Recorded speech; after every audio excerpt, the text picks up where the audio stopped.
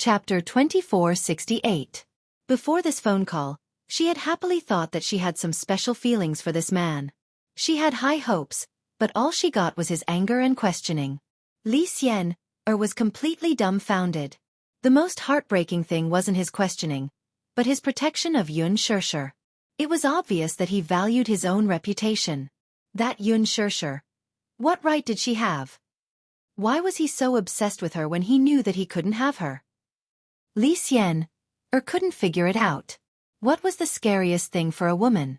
It wasn't losing to a woman, but losing to a woman who couldn't be bothered to fight with her. This Xianxia didn't even care about Xianxia. Why was Xianxia so devoted to her in the end? Xianxia. Actually, I'm not greedy. I didn't mean to use you to create hype. It's just that the company arranged a series of plans for me, so I could only follow them. I signed the contract with them in a daze. The company created hype, so I had to cooperate. Xianxia suddenly thought of something. As if possessed, she stared straight at the wall and gripped her phone tightly. Besides, even if it's just creating hype, I don't think I went overboard, did I? Xianxia, didn't you help Xianxia get to her current position? When she first debuted, she wasn't popular and was still a newcomer. Huan Yu packaged her to create a scandal with you and helped her get to her current position. Then it shouldn't matter if you give me some resources, right? I'm not greedy. As long as you give me a little of Xianxia's resources, just a small portion, it'll be enough. I'm not greedy. I just want to be a professional actress. Xianxia was silent for a long time. When he opened his mouth again, his voice was even colder. Xianxia, I advise you not to try to guess my intentions or negotiate with me. Remember this. You should know the limits of our relationship. I'm never stingy with what I owe you. However, don't covet what doesn't belong to you in the first place. Xianxia, this woman is not someone you can scheme against, let alone offend. The reason why she was able to become famous was definitely not because she had good resources. She had the ability to do so. I've already made my stance very clear. If you stop now, I'll let bygones be bygones. But if you still refuse to realize your error. Xianxia suddenly changed the topic and said coldly, even if you are praised to the top, I will still beat you down to the bottom. You and I are already done. Let's part on good terms. Don't make things too ugly. I'm officially informing you now that from now on, we have nothing to do with each other. Also, if you still don't respect yourself, I don't mind using my methods. With that, Xianxia hung up the phone. Xianxia held the phone and stared blankly at the bare wall. She loosened her grip and the phone fell to the ground with a loud thud. After hearing Xianxia's words, she almost broke down. His expectations and the little bit of joy he had in his heart had all been swept away. It turned out that she wasn't special in his heart. She thought that she was special, but she was just a substitute in his eyes. Chapter 2469. Xianxia was so angry that she wanted to go crazy. She stood in the room and wanted to throw everything she could see on the ground as if that was the only way to appease her anger. Stop. How could that be? If he had such an attitude, then there was no harm in her smashing a pot that had nothing to lose. Anyway, she had already signed the contract. If she were to break the contract, the penalty for breaching the contract would be immeasurable. Since he had already said those harsh words, her heart was completely dead. Therefore, she was not afraid at all. If he wanted to attack her, then she might as well let him. Even if she knew that the consequences of being stubborn would be tragic. She no longer cared about anything. Who asked her to be filled with resentment and anger at this moment? Xianxia felt like she was being pestered by a disgusting woman. Ever since that day, Ease had boldly and decisively launched their hype campaign. There seemed to be no signs of stopping. In fact, the situation was getting more and more intense, and there seemed to be a lot of hype going on. Xianxia's Weibo updates gradually became more frequent. No matter what she posted, the following selfies always showed signs of imitating Xianxia. She deliberately trimmed her hairstyle and used the same color as Xianxia's lipstick in the latest photo shoot. She also took a selfie with the same brand of mascara in the print beauty advertisement that Xianxia endorsed. The worst was when Xianxia and Xianxia's new drama started filming. The media followed and reported on it, and there were constant reports from the set. Yun Shershur's exclusive car in the production team was a Volkswagen Golf GTI. Not long after, Li Xian'er posted a selfie of herself leaning against the Volkswagen Golf GTI.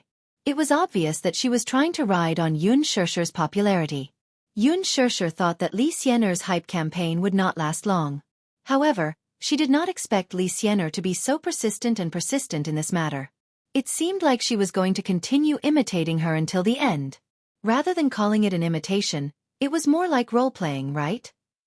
Yun Shershur sat in the makeup room and quietly scrolled through Li Xian'er's Weibo. Suddenly, she lamented, "I've never seen such a shameless woman." Hua Jin raised his eyebrows and said, "I've seen a lot of them." In this circle, the more women like Li Xian'er were able to grasp an opportunity, the more they would be undaunted by setbacks. A woman like this was very ambitious. No matter how badly she was slandered, no matter how much she was bombarded, it was useless. Even if she was shameless, she had to become famous. To an artist, exposure was as important as life. After all, her youth is limited. Yun Shershur put down her phone and quietly washed her nail polish with nail polish remover. Her gaze was a little absent-minded. Qin Zhou was also frowning. He did not have any constructive measures. Ji Lin said that Li Xian'er and Ease were like two lazy dogs. They were shameless and unafraid of boiling water. Even if they were competing in terms of publicity, Ease was simply crazy when it came to hyping things up. Even Qin Zhou had to admit defeat. It was obvious that they wanted to use the company's resources to promote Li Xian'er to the top. If they did not achieve their goal, they would not give up. Chapter 2470.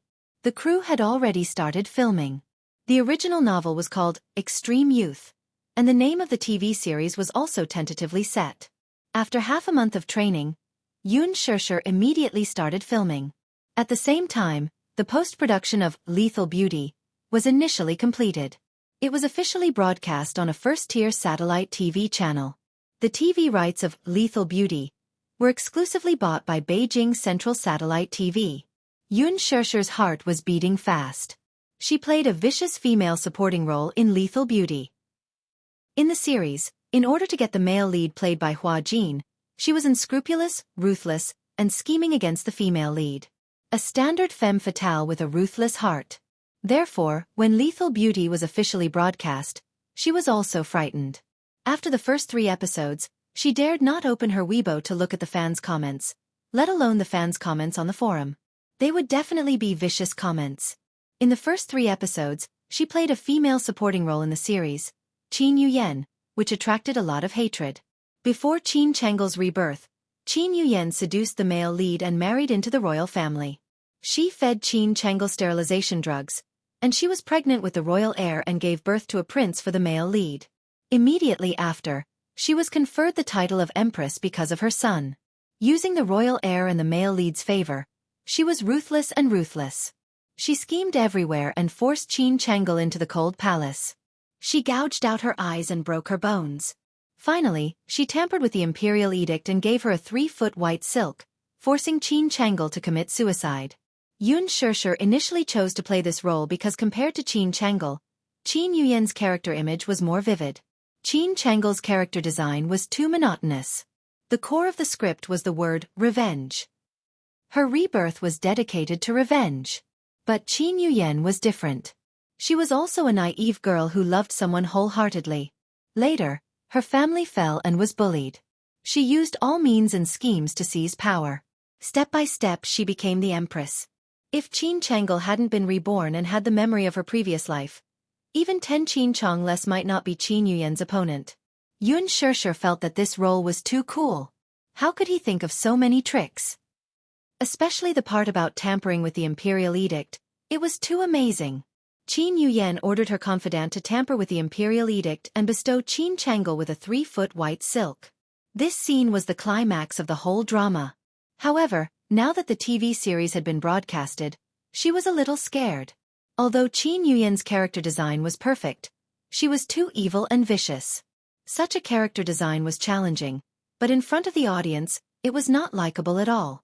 Perhaps, the popularity she had accumulated on the green apple would be lost in Lethal Beauty. Perhaps, overnight, she would become the public enemy of the whole nation. She summoned up her courage and secretly opened Weibo. Sure enough, the keywords #Qin Yuyan and hashtag appeared on the hot search list. Chapter 2471. Lin Ji and Yun Shirshir's acting skills are excellent, but with all due respect, I haven't seen such a vicious female supporting character in a long time. Although I'm not a die-hard fan of Yun Shirshir, and I know it's the setting of the script, but now I feel sick when I see Yun Shirshir's face. For example, damn it! Qin Yuyan, get out of here. I think this vicious woman deserves to die 10,000 times. I want to chop Qin Yuyan with a knife. Ha ha ha ha. A woman who can take the role of Qin Yuyan must be very scheming, right? Yun Shirshir doesn't look like a good person. She's obviously a bitch. How can Qin Yuyan be so vicious? She's too shrewd, isn't she? When she gave the white silk, Qin Yuyan's expression was so scary. I shuddered and was scared by her eyes. Yun Shirshir cried on the dressing table. Don't you have any pertinent comments? For example, good acting, great acting skills, or something like that. It was over. Was the popularity and reputation that she had worked so hard to accumulate going to be ruined because of the role of Qin Yuyan? Although it was a thankless role, she had already known that the audience would hate her so much that they wanted her to die as soon as possible. Some of the audience even attacked her personally, cursing her to be hit by a car when she went out. It was so heart-wrenching.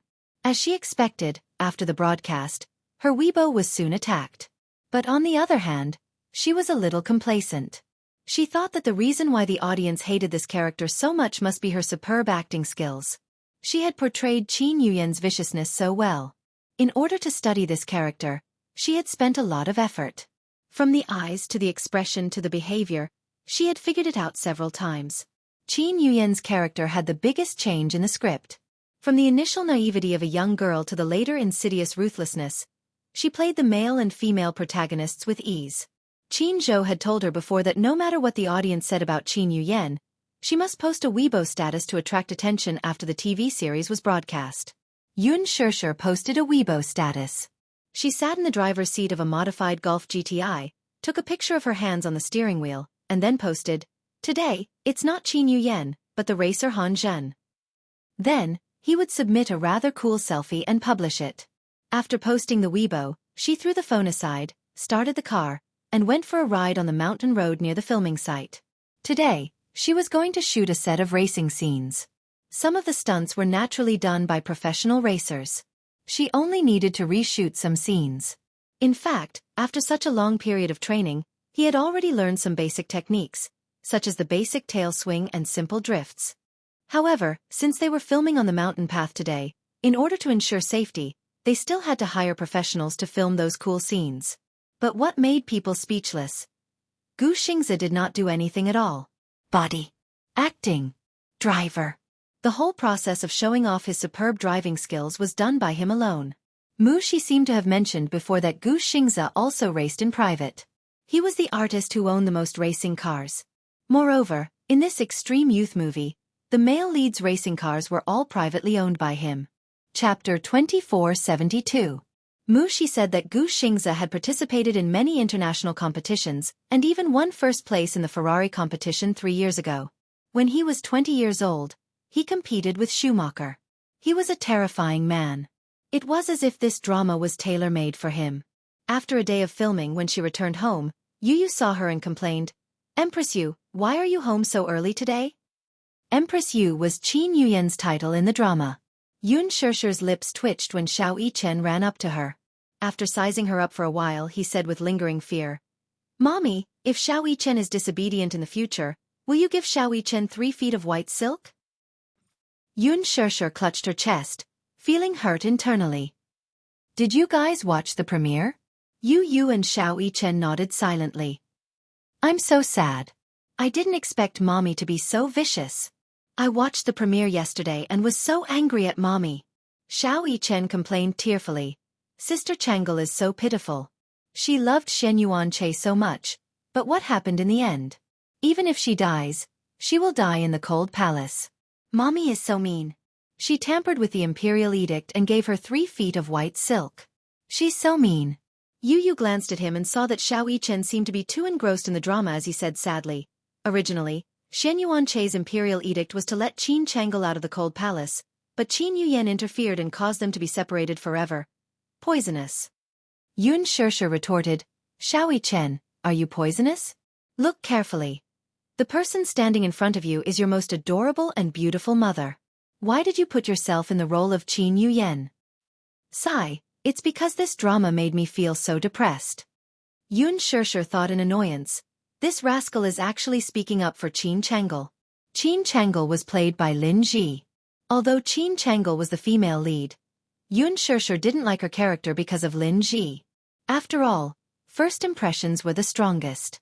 When she thought about how Xiao Chen actually liked Qin Chang'e's character, Yun Shirshir was so angry that she suffered internal injuries. Yun Shirshir placed her bag on the sofa and walked into the dining room to pour herself some water. Xiao Chen immediately followed behind her. He knew that he had offended her with his words, so he smiled in a flattering manner. Mommy, are you thirsty? Aha! Come, sit down and don't move. Xiao Chen led her to the dining table and sat down. Then he smiled and said, Mommy, I'll get you some water. Then, he eagerly went to get the purified water to drink. Yun Shirshir's anger dissipated a little. That's more like it. Xiao Chen eagerly brought the purified water over, and even told her to drink slowly. Yun Shirshir picked up the glass and took a sip with satisfaction. Suddenly, she saw Xiao Chen blinking his beautiful big eyes. He looked at her curiously and passionately. Smiling, he asked, Mommy, when will your character, Qin Yuyan, end? Cough, cough. Yun Shirshir choked violently and coughed repeatedly. Yu saw this and quickly went over to pat her back gently. He glared at Xiao Chen and snorted coldly. Mu Chen, are you deliberately trying to make Mommy angry? Because I really hate Qin Yuyan. Xiao Chen pursed his lips and said. Chapter 2473. Yun Shirshir was touched and said, You are really Mommy's best friend. Yu nodded and said, Mommy, don't worry. Even if I go to hell, I will be with you. Yun Shirshir was silent and her eyes twitched. Is it that tragic? Yes. Mommy, your Weibo is exploding. Exploding. Your fans are exploding your Weibo. Xiao Chen sat down at the table and said, The sister who played Qin Chang'e must be very proud now. It seems that all the audience hates Qin Yuyan. This character is so unlikable. Mommy, why did you give up the role of the female lead and play this vicious woman? Because Qin Yuyan has a very moving character. When Yun Shirshir first read the script, she also felt that Qin Yuyan was too horrible. However, later on, she found that Qin Yuyan was not purely a bad person. Compared to Qin Chang'e's viciousness, Qin Yuyan's so-called viciousness was just a way to protect herself. The author of the original novel communicated with her and was surprised to know that she would play Qin Yuyan. The author said, Although I am the author of the original novel, I have no say in the choice of actors. However, I was still surprised to know that you would play the role. Although Qin Yuyan is a vicious character, if you look carefully, you will find that she has sincerity and kindness that even Qin Chang'e doesn't have. However, this kindness was killed in the end. Qin Yuyan had to fight for it. Although she is selfish, she is very realistic. If you play it well enough, I believe that this role will be a milestone in your career. Sure, an actress's acting skills can conquer any audience. Even if the character was vicious, if she could conquer the audience with her acting skills, it would be a great achievement. That was why she insisted on playing the role of Qin Yuyan. After the TV series was broadcast, it became the #1 movie. The total number of online views reached 100 million, and the average number of subscriptions was 30 million. Overnight, the TV series Lethal Beauty added millions of members to the video websites.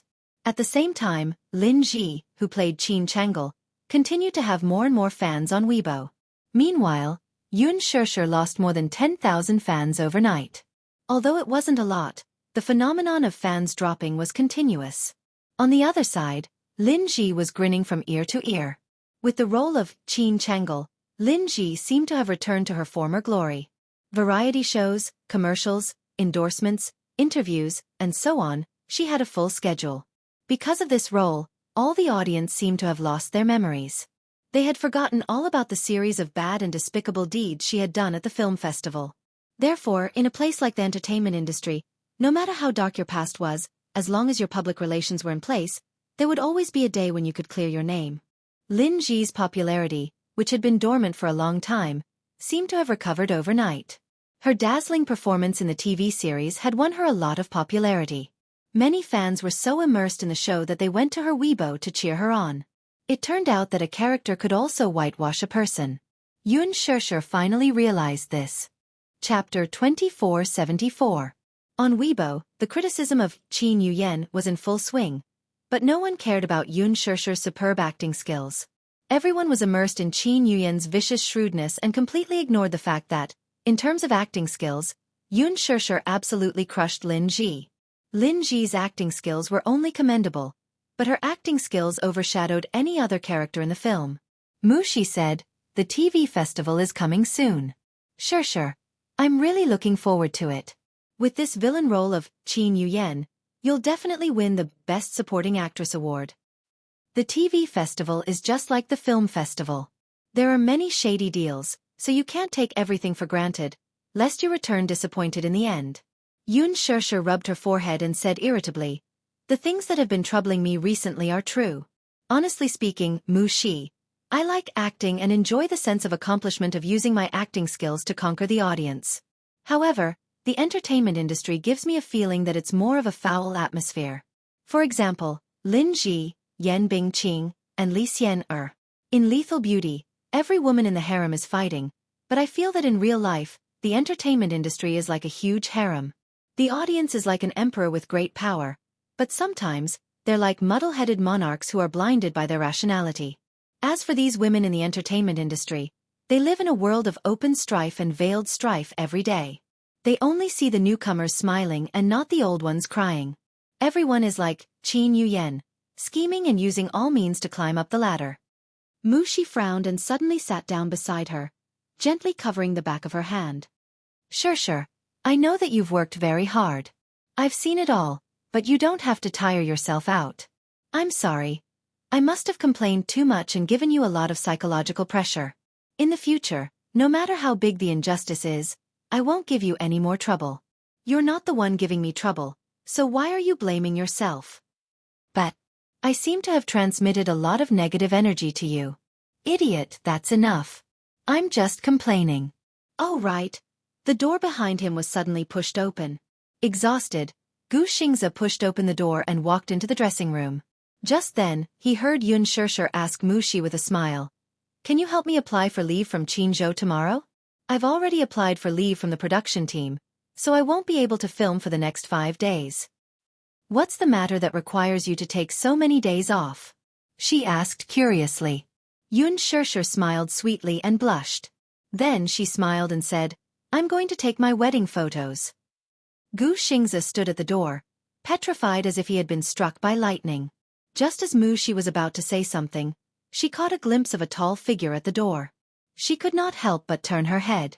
When she saw Xianxia, she got a shock and exclaimed in shock, "Xianxia, you're here?"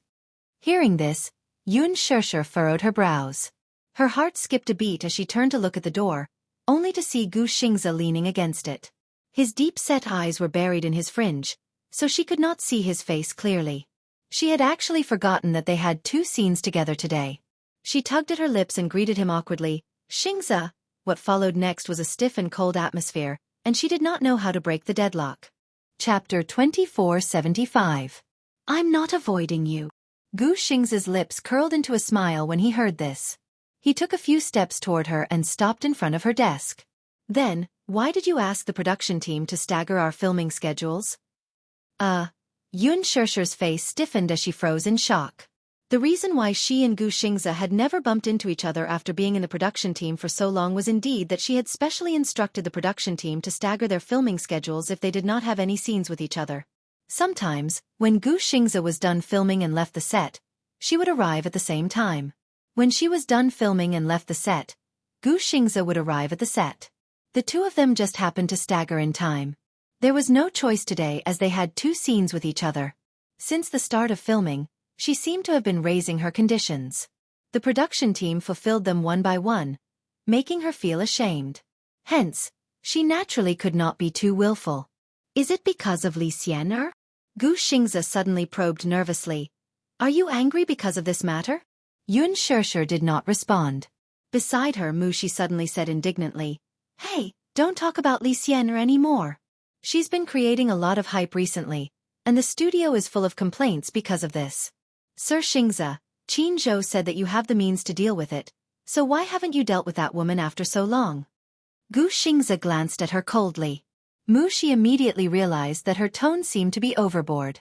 She lowered her head and did not dare to speak again. Yun Shishir, however, had a perfect smile on her face as she raised a brow disapprovingly. Why should I be angry? Gu Xingze was stunned. Although Li Xian'er has gone overboard, her ultimate goal is to ride on my popularity and become famous. Since that's the case, I'll just do as she wishes. Anyway, I don't care about this. I entered this industry purely because I like acting. I won't feel reluctant to leave when I'm tired of it. Whether it's popularity or fame, there's no need to force things. There's no need to put the cart before the horse. Sure. Actually, I feel that the hype of that incident is a bit inexplicable. Everyone had their own private life, and others had no right to interfere. You're the most pitiful one. You're being used by Li Xian'er to increase your popularity, and the media is using you to increase your clicks. Xingze, if you want to talk about how you feel, I feel indignant for you. That's all. Gu Xingze's face stiffened. He frowned but did not say anything. Yun Shishir suddenly laughed at herself. What's there for me to be angry about? Do you think I'll be angry because you've ruined yourself over and over again? Mushi was stunned. Her words were a little too harsh. Gu Xingze was also surprised. Xingze, Yun Shishir said hesitantly, you're actually very outstanding.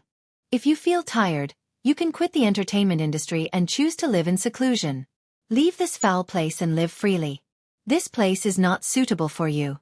If I leave this place, where else can I go? Gu Xingze suddenly retorted. He had no home to return to. He entered the entertainment industry at a young age. It had been 11 years since then, and he had created countless glory. Whether it was popularity, acting skills, or even singing, he had achieved the pinnacle of success that everyone looked up to but could not reach. Chapter 2476. However, the leisurely days left him at a loss for what to do. Perhaps, his life was destined to be cold and cheerless from the moment he was born. He would open his eyes coldly, cry coldly, and laugh coldly. One day in the future, he would leave this world coldly and quietly. He had always been alone in this world. For as long as he could remember, no one seemed to have entered his heart. He had closed himself off time and time again, but there was once a ray of sunlight shining into his world. However, such bright and beautiful warmth did not belong to him. He was a stubborn man to the end. Once he set his mind on something or someone, he would not change his mind no matter what. Until the end of his life. Gu Xingze suddenly curled his lips and said, You don't have to ask about it, but I want you to know that I'm not a scourge. You don't have to avoid me. Also, I heard that you're holding a wedding soon. I'd like to congratulate you in advance and wish you happiness. Also, you don't have to worry that I won't forget you.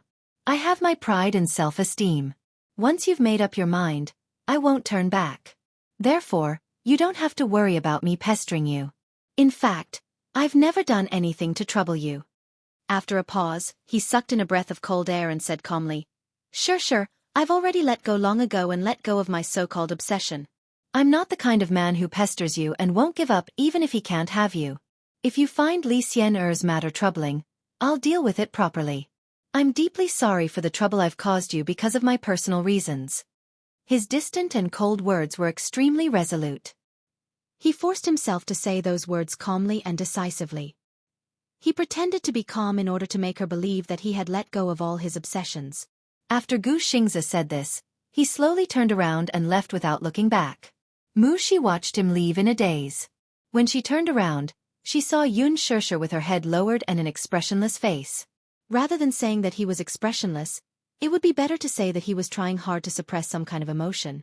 His tightly clenched fists suddenly loosened. Mushi thought to herself that, in her eyes, Shishir and Xingze were actually a match made in heaven. If Shishir could be with Xingze, she would probably be very happy, right? Gu Xingze was really affectionate. Sometimes, when you loved someone deeply but couldn't get them, You had to force yourself to restrain your obsession. It must be very painful. She knew that very well. She once thought that it would be great if Xianxia could be with Xianxia. However, she wasn't someone who would randomly match a couple. It could be seen that Xianxia was very happy now. Her heart belonged to someone, so she could only give her blessings. It was just that fate was a strange thing. She wanted to ask Xianxia if she had met Xianxia at the beginning of her destiny. Would she have chosen him without hesitation? Unfortunately, there were no ifs. Xianxia adjusted her emotions. After she was done with her makeup, she rushed to the set and started filming. However, she seemed to be in a bad state and was a little absent-minded. Compared to Xianxia's engrossed acting state, her eyes were unfocused and her expression empty. The director was not satisfied with a few takes. It was not until the 5th take that he walked up to her and asked, "Xianxia, are you not in the right state today?" "Yes. I'm not feeling well."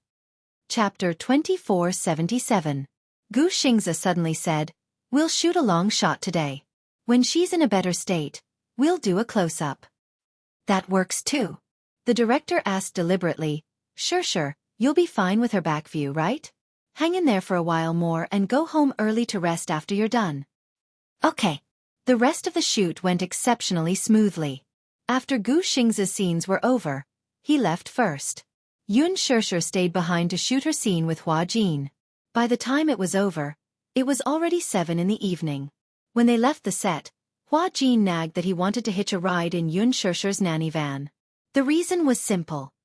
"My car broke down this morning and was towed to the garage." Xianxia was surprised. "Your car broke down?" "Yeah.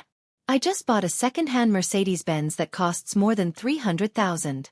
But I think it was scammed by a scammer. It's in terrible condition and keeps breaking down." "Second-hand?" Xianxia asked suspiciously.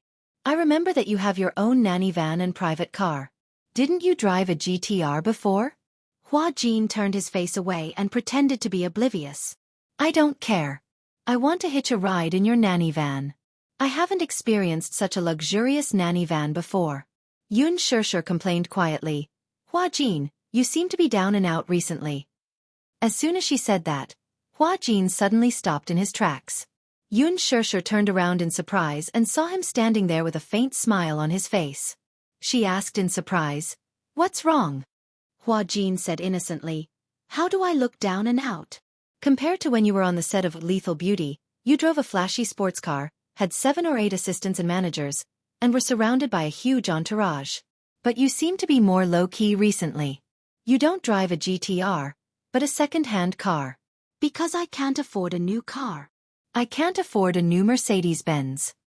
"Why?" Xianxia asked curiously, "Where's your GTR?" "I returned it to her." "Ah." Xianxia was stunned for a moment and did not react for a moment. Jin looked up and smiled. "I've cut ties with her." Xianxia stared at him blankly. It took her a few seconds to realize who Jin was referring to. She couldn't help but look surprised and relieved.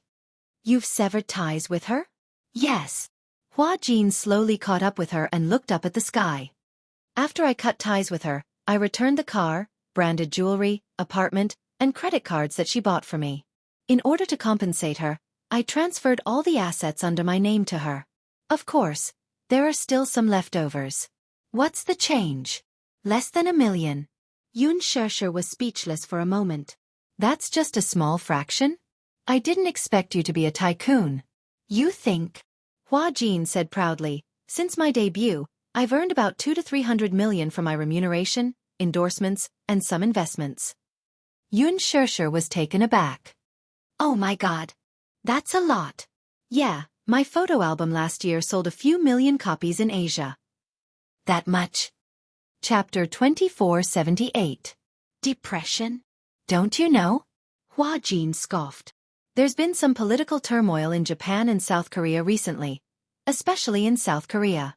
With the emergence of THAAD, anti-Korean sentiment is very high, so cultural exchanges between the two countries have been stifled. Xianxia said sympathetically, "No wonder you've been so tight on money recently. I rented an apartment in the city center and used the rest to buy a car. There's not much left in my account." Xianxia suddenly smiled and patted him on the shoulder. She said generously, It's just a Mercedes-Benz. I'll give it to you. You'll give it to me? Yes. I'll give you the latest E-Class AMG. Hua Jin said awkwardly, I don't want it. Xianxia frowned. What? I can see that your eyes clearly say that you really want it. Isn't a Mercedes-Benz man's ultimate dream? Hua Jin snorted. My ultimate dream isn't that superficial. Then what's your ultimate dream? Hua Jin immediately said proudly, since you said it's your ultimate dream, how can you talk about it so casually? Xianxia was peeved for a second before she snorted proudly. If you don't want to say it, then don't say it. Even if you want to say it, I don't want to hear it. The two bickered all the way to the nanny van. In the hospital, the atmosphere in the ward was stifling. Lu Jingtian's heart-wrenching cries could be heard from time to time. Her vocal cords were damaged, so even when she spoke, her voice was extremely hoarse and broken. Lu Bushing and his mother stood outside the ward, heartbroken as they looked at the woman lying on the bed moaning in pain. Lu Jingtian was lying on the bed with 7 or 8 doctors and nurses surrounding her. 2 were in charge of stabilizing her emotions while the rest were in charge of changing her dressing. The process of changing the dressing was extremely painful. Lu Jingtian was almost going crazy from the torture of changing the dressing. She really did not understand. She clearly did not use a knife, but when the medicine was applied to her wound over and over again, it felt as if her flesh was being cut off with 1,000 cuts every time. Every 2 days, he had to change the dressing. Every time he had to change the dressing, it would take an hour. Lu Jingtian broke out in a cold sweat when the dressing was changed. She even thought that if living had to be so painful, she might as well end her own life. Ever since she was rescued, she had continued to have nightmares. She was half awake intermittently. In her muddle-headed state, she could vaguely hear her mother crying, her father blaming himself, and the pitiful and helpless sighs of the doctors and nurses. Doctor, is there really no hope for my daughter's face? We've done our best. No matter how brilliant the plastic surgery technology is, it will be difficult to repair such a large area of trauma. Lu Jingtian could vaguely hear the heart-wrenching conversation. She even wondered why she had to be resuscitated and why she could not just quietly end her life on the cold operating table. She couldn't open her mouth and speak. If she had the chance to speak again, she would definitely beg her mother and the doctor to euthanize her. She didn't want to live in such pain. Don't live in such a sorry state. Chapter 2479. However, the most ridiculous thing was that she could not bear to bite off her tongue. She was too weak. That woman had succeeded. Yes, she was reaping what she sowed.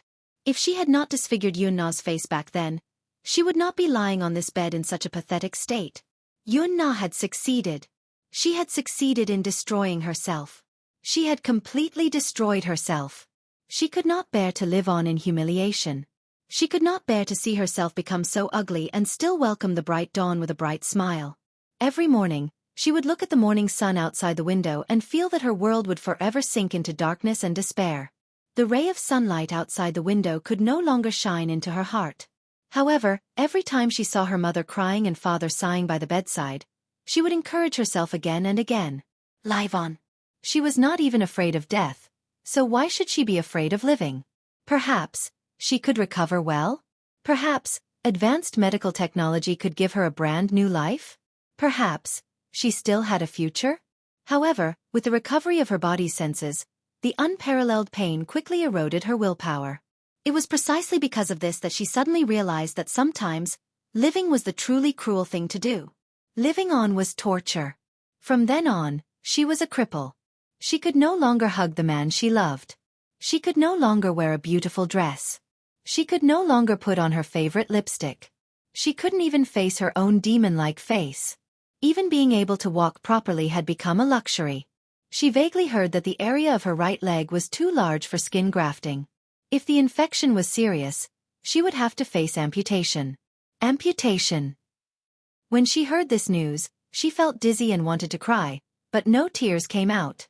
She broke down and asked in her heart, could it be that even the right to walk like a healthy person is being cruelly taken away? Could it be that she would have to spend the rest of her life in a wheelchair? Her mother kept comforting her. Tian, don't be afraid.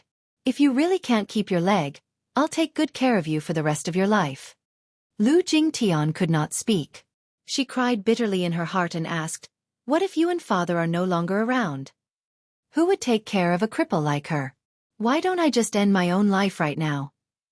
After the dressing was changed, she broke out in a cold sweat from the pain and wet the bedsheets. The nurse had no choice but to move her to the side and change the bedsheets. This kind of work brought about unimaginable pain. She was already covered in cuts and bruises. No matter where she was touched, she was in great pain. The nurse had to move her to another bed. She had to go through a lot of trouble to move her to another bed. She had to suffer a lot. Living a life worse than death. Living a life worse than death. She kept repeating these words in her heart as she clenched her teeth tightly. She kept letting her imagination run wild. Why didn't that big fire burn her to ashes? At the very least, it was just a momentary pain. At the very least, she didn't have to live so bitterly and suffer. Oh my God, please spare her. She really didn't have any will to live. Chapter 2480. Her eyes were dim and lifeless. She was completely disheartened. If not for the rising and falling of her chest, one would not be able to tell that she was still alive and would only think that she was a charred corpse. She could no longer bear it. She turned around and clutched her father's collar tightly as she tried to suppress her pain. Is there really no other way? Wuxia, are you just going to watch your daughter suffer like this? How can she go on like this? What can I do? What else can I do? If I can take her place, I'll naturally do it without any hesitation. You didn't give me that option, so I can't do anything. I'm at my wit's end. Do you think I want to watch her suffer like this? Lu Wuxia's heart ached uncontrollably. He sighed deeply and suddenly lowered his voice. If I could, it's not that I haven't considered euthanasia, but I just can't muster up the courage to do it. Moreover, maybe she also wanted to live well. Maybe she also had a strong will to live. You're her mother. You must be stronger than her. Euthanasia. His mother shuddered when she heard this term. She pushed him away and asked sharply, "Are you crazy? She's your biological daughter, yet you want to kill her with your own hands. Are you crazy?" Seeing that his words had been misinterpreted, he waved his hand in annoyance and said, "Calm down. Calm down. We both need to calm down now." With that, he pushed the door open and walked to the corridor to smoke. His mother fell back into the chair and covered her face with her hands. She wanted to cry, but she held it in and did not shed a single tear. Sometimes, when one was in a state of great grief, one could not even shed tears. She was transferred from the emergency room to the ICU for half a month, and the pain was unbearable. After 5 painful changes of dressing, she finally passed the infection period and could try to get out of bed. Getting out of bed meant that she was about to enter the rehabilitation period. The doctor repeatedly reminded her that the rehabilitation period might be very long. She had severe burns, and her muscles, memory, and nerves were damaged. If she did not train, it would inevitably lead to muscle atrophy. Rehabilitation was very painful, but no matter how painful it was, he had to face it. After she got out of bed, she tried to walk around the ward twice and was already gasping for breath from the pain. The next day, she could finally try to walk back and forth 4 times. Slowly, she could already try to push open the door of the ward with her hand and walk out of the ward. A sense of relief slowly surfaced in her heart. She finally felt the joy of being human again. She thought that as long as she didn't look in the mirror in the future, there should be no problem, right? She worked hard to live on, even if it was for the sunshine of tomorrow, for the beautiful sunset. Although she wanted to give up her life more than once, she was also greedy for the beauty of life more than once. She still had a lot of unfinished business. Her body was recovering well and was optimistic. The doctor also said that if she continued to recover at this rate, she might be able to save her leg and avoid amputation. Lu Jingtian was greatly encouraged. The doctor's encouragement gave her a glimmer of hope. If medical technology was developed in the future, it might not be too difficult to reconstruct one's appearance. Chapter 2481. On this day, when Lu Wuxia's mother and mother were not in the ward, she tried to get out of bed by herself. She staggered to the door of the ward and supported herself against the wall, trying to walk for a while. She tried her best to do more rehabilitation and to get better as soon as possible. That way, she would be able to leave this ward filled with the smell of disinfectant. Lu Jingtian slowly walked with her hands against the wall. All of a sudden, she heard a little girl's playful voice not far away. Immediately after, a rubber ball rolled to her feet. She took a deep look at it, gritted her teeth, and tried to reach out her hand to pick up the small rubber ball. She opened her fingers and picked it up with much difficulty. The joy of success instantly lit up her eyes. A series of lively footsteps quickly approached her and stopped in front of her. Immediately after, a little girl's innocent voice was heard. "Auntie, this is my rubber ball." The soft voice of a child sounded very young, about 7 or 8 years old, and was very cute and obedient. Lu Jingtian raised her head in surprise and looked at the little girl in front of her.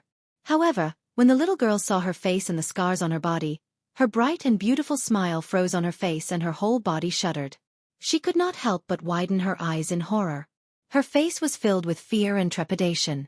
She took a few steps back in horror and staggered before she burst into tears. "Wah! There's a monster! Wah wah wah wah! What a scary monster! Wah wah wah! Mommy, mommy! Help! A monster wants to eat Xianxia. There's a monster!" Lu Jingtian was petrified as if she had been struck by lightning. Her hand involuntarily loosened, and the rubber ball fell to the ground and rolled to the side. The little girl's continuous crying alerted the nurse. The girl's mother also rushed over from another ward when she heard the commotion. She ran over in a panic to carry the little girl, thinking that an adult was deliberately scaring the child. When she turned her head, she saw Lu Jingtian, who was frozen in the corner, and the anger on her face disappeared. She was stunned for a few seconds before she finally realized what had happened. The child was probably playful and accidentally bumped into this person. Then, she was frightened by the woman's appearance and cried. Lu Jingtian took note of the woman's face. Her fair skin was delicate and soft. Her pair of gentle eyes were as exquisite as a painting. Her entire face was perfect without a single flaw. When he thought of himself, he immediately felt ashamed of his own inferiority. Lu Jingtian's heart ached terribly. She lowered her head, unwilling to expose her face to others. "I'm not a monster. I just want to pick up the ball for her. I'm not a monster." But, that girl said she was a monster? She couldn't help but be curious. Just how terrifying was her face? How terrifying must it be for an ignorant girl to yell and call it a monster? The woman scolded the girl and then apologized to her. "I'm sorry. I'm sorry. The child is not sensible, and her words carry no harm. I didn't mean it. I'm sorry, I'm very sorry." The woman kept apologizing. Perhaps she also realized that because of the child's innocent words, she had deeply hurt a disfigured girl. Chapter 2482. If not, she should have an ordinary face, right? Still, even such a face was enough to make her envious. Once again, she felt lost. Once again, she recognized the cruel truth. Suddenly, like a deserter, she turned around and groped her way into the ward. Feeling extremely guilty, the woman chased after her, wanting to apologize again. However, Lu Jingtian wailed and waved her hands hysterically. The woman, who was carrying the child, was frightened. The scene was extremely ugly. Lu Jingtian broke down and wailed, and the child wailed in fear. The woman stood rooted to the ground in embarrassment, not knowing whether to leave or apologize. A nurse ran over and immediately calmed her down. After understanding the situation from the woman, she quickly resolved this embarrassing situation. The woman left with the child in her arms. Lu Jingtian was helped to the ward by the nurse. A few nurses helped her to the bed and then left the ward. Once they were gone, Lu Jingtian suddenly struggled to sit up in bed. She got off the bed in a frenzy and staggered, almost falling. She stumbled to the sofa and found her mother's bag in the ward. After rummaging through it for a while, she finally found a sleek box. It was a makeup box. She clutched the makeup box tightly in her hand and took it out of the bag. She opened it, but her fingertips couldn't stop trembling. Ever since she was rescued and regained consciousness, she had mentioned more than once that she wanted to see how badly her face was ruined. When she was burned, she was still conscious, so she knew very well where the fire had burned and destroyed. When the fire burned her face, it was so painful that even her eyelashes were burned off. Her face was definitely ruined, but she did not know how badly it was ruined. Lu Bushing kept preventing her from looking at the mirror, advising her kindly that she should look at her face after it had completely recovered. Her mother also coaxed her and kept her from looking at the mirror. It was only later that she gradually stopped caring about this matter. Or perhaps, as if she was deceiving herself, she simply stopped thinking about it and focused on recovering her body as soon as possible. However, when she walked out of the door earlier, a child saw her face and cried in fright, calling her a monster. She was suddenly jolted awake and desperately wanted to know how horrible her face was at this moment. She was actually called a monster by a child. However, when she held the makeup box in her hand, she became a little timid. She suddenly did not dare to look at it. She was a little timid, a little scared, and a little flustered. She was afraid that she would break down, be upset, and be unable to accept it when she saw her face. Just as she was struggling internally, she suddenly sucked in a breath of cold air, mustered up her courage and slowly opened the box. She then opened her eyes and looked at the small mirror in the box. "Ah!" she screamed. It was only when the face in the mirror showed a panicked expression that she realized that the unbearable face in the mirror really belonged to her. It turned out that her face was even more damaged than she had imagined. Riddled with holes. Unsightly. Chapter 2483. By the time Madame Lu rushed back to the hospital, it was already close to evening. As the nurses were changing shifts, she hurried into the ward, only to see that the lights were off. She hurriedly turned on the lights, and the moment the ward was lit up, a figure curled up in a corner of the sofa came into her sight. She took a step back in shock, and only then did she realize that the person curled up on the sofa was Lu Jingtian. "Tian, why are you sitting here?" asked Madame Lu worriedly, but there was no response from her. Mama Lu immediately walked over worriedly, only to find that she was curled up in a corner like a zombie. There was no sign of life on her body. She was just curled up there, motionless. Her hands hung empty by her side, and even her back was devoid of any signs of life. She was about to ask her about it worriedly when she followed the direction of her hand and saw the makeup box on the floor.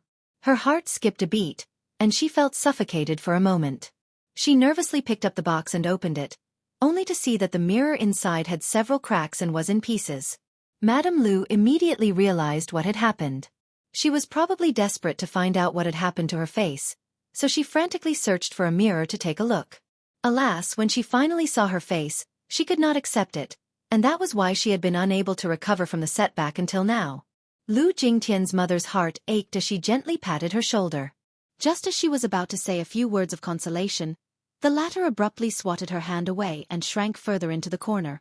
She screamed at her with a face full of helplessness and despair. It was as if the end of the world had arrived. Madame Lu's heart ached as she rushed forward and carefully hugged her daughter. She cried, "Tian, don't be like this. Don't scare Mommy. Mommy is scared. Don't be scared. Mommy is here. Mommy will protect you and won't let anyone hurt you, okay? Stop screaming." Her words, however, did not reach Lu Jingtian.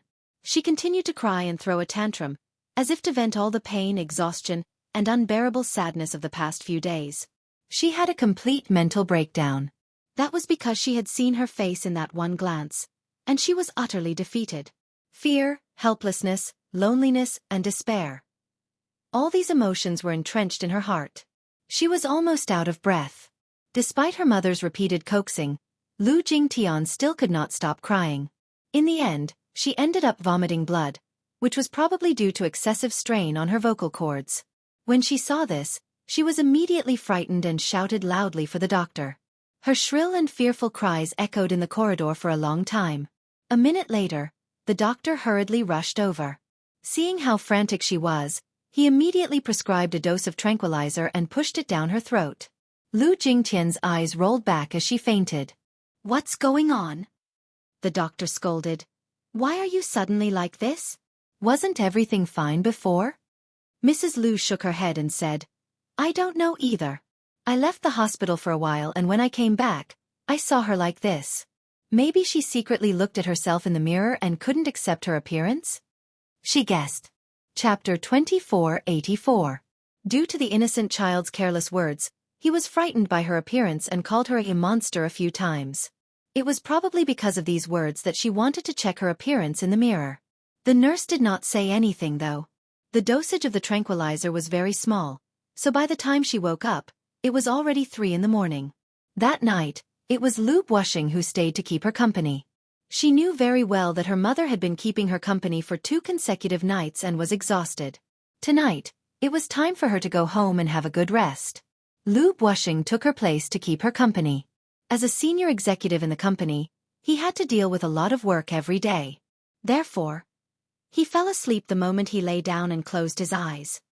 He was in a deep sleep, and from time to time he snored heavily. It seemed that he was really exhausted. She suddenly turned her head to look at the moonlight outside the window. Through the glass pane, she could see the endless night. In that instant she made a decision. After she made this decision, her entire being strangely calmed down. There was no color on her face, and it was deathly still and gloomy like the depths of the abyss. Lu Jingtian slowly sat up and tried to do so. The hospital bed frame was a little thin, so it soon made a creaking sound.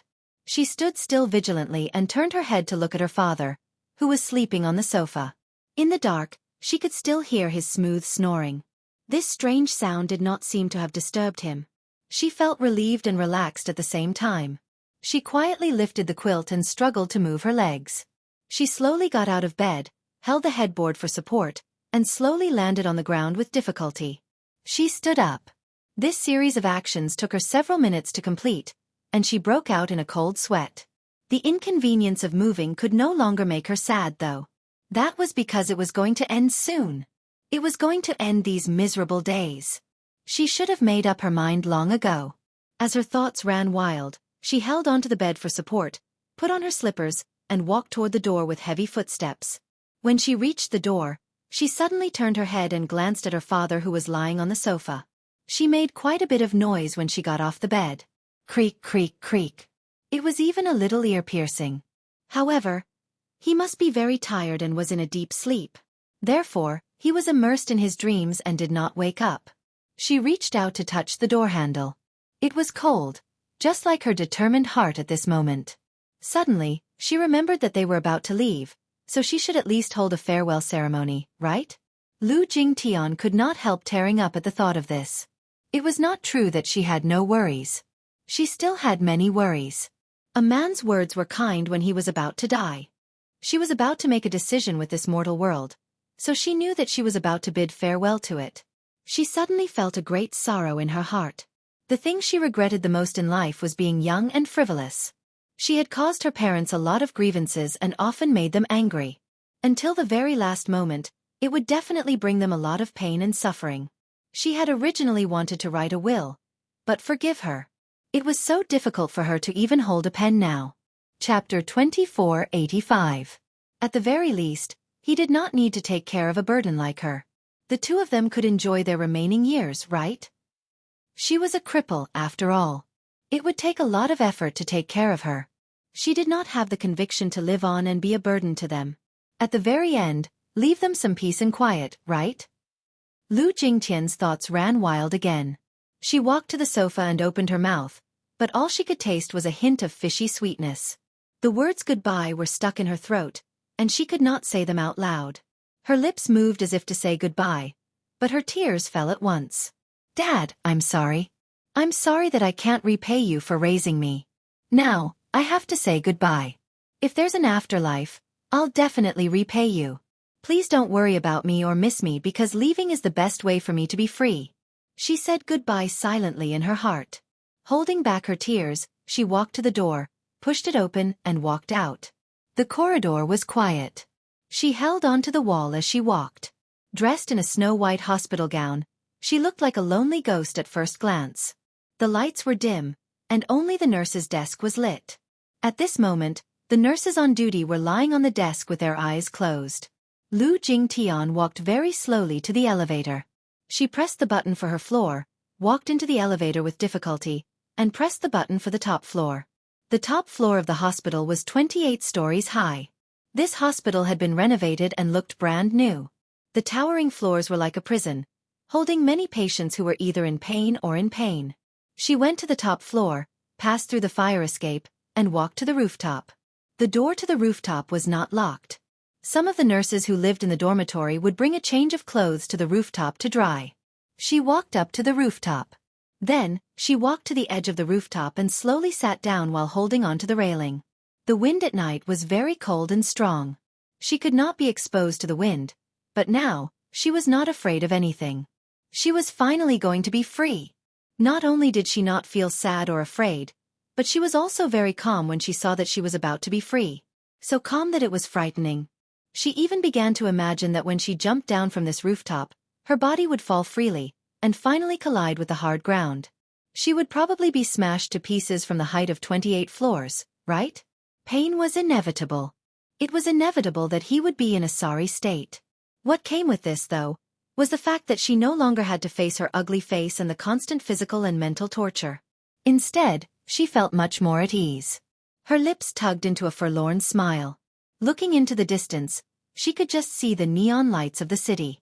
She recognized that it was a street of bars. If this accident did not happen, she would probably be in those bars and nightclubs at this time, indulging herself in luxury and enjoying a night of debauchery with those unrestrained men and women. Only after losing something would one realize how precious what they once had was. However, at this time, no amount of regret could make up for it. Lu Jingtian sat on the edge of the balcony in silence for a long time. It was only when the wind turned cold and her head hurt that she finally got to her feet. She stood up shakily and straightened her body. With her back facing the edge of the balcony, she did not want to look at the shocking scene below. Instead, she gently leaned back. Mr. Lu. Mr. Lu? Chapter 2486. Lu Bushing was woken up by a few panicked nurses pushing him. He sat up alertly and opened his eyes, only to see a few nurses standing in front of him, looking extremely nervous. The lights in the ward were on, and it was a dazzling white. He squinted his eyes. What's wrong? Bad news, your daughter, your daughter. The nurses were so flustered that they could not form a complete sentence. However, when he heard the keywords, Lu Bushing immediately became alert. He turned his head abruptly to look at the bed, but there was no one on the snow-white bed. Where's my daughter? He jumped up from the sofa in agitation, grabbed one of the nurses, and questioned, where did she go? Before the nurse could speak, an ear-piercing siren pierced through the night sky outside the window. Lu Bushing's bloodshot eyes widened. As if he suddenly realized something. He pushed the crowd aside and rushed out of the door. 2 police cars drove into the inpatient department. Soon, the sirens stopped, and a few policemen got out of the cars. The empty ground of the building was crowded with people. Some were the patients who were hospitalized, some were family members who stayed overnight, and some were the hospital's caregivers and cleaning aunties, as well as nurses and on-duty doctors. Everyone was gathered in one place, bowing their heads, shaking their heads and sighing, as if they were lamenting something heavy. Lu Bushing rushed out of the inpatient building, and immediately noticed that the fountain not far away was crowded with people. His entire body trembled as he frowned in disbelief. His eyes quickly turned red and widened as he sucked in a few breaths of cold air in disbelief. The fountain was some distance away from the entrance. Lu Bushing did not know how he managed to walk this distance.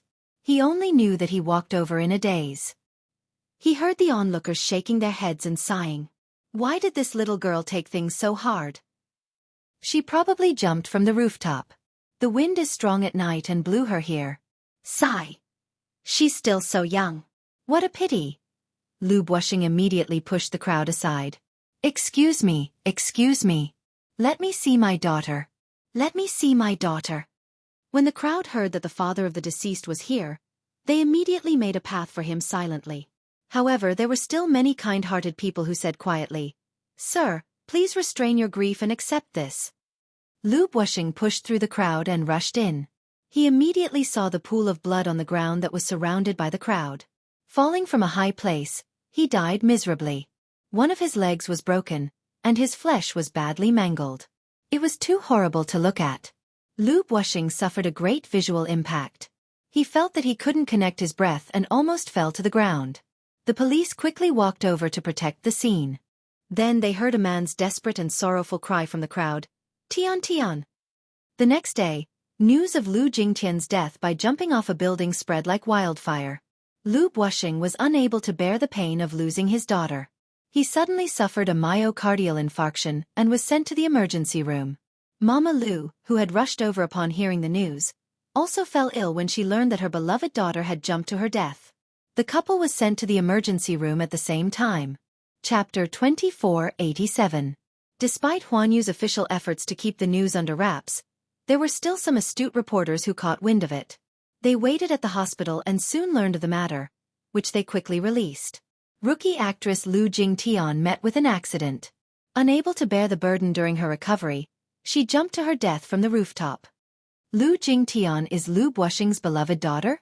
Rumor has it that Lu Buoxing suffered a myocardial infarction due to the pain of losing his daughter.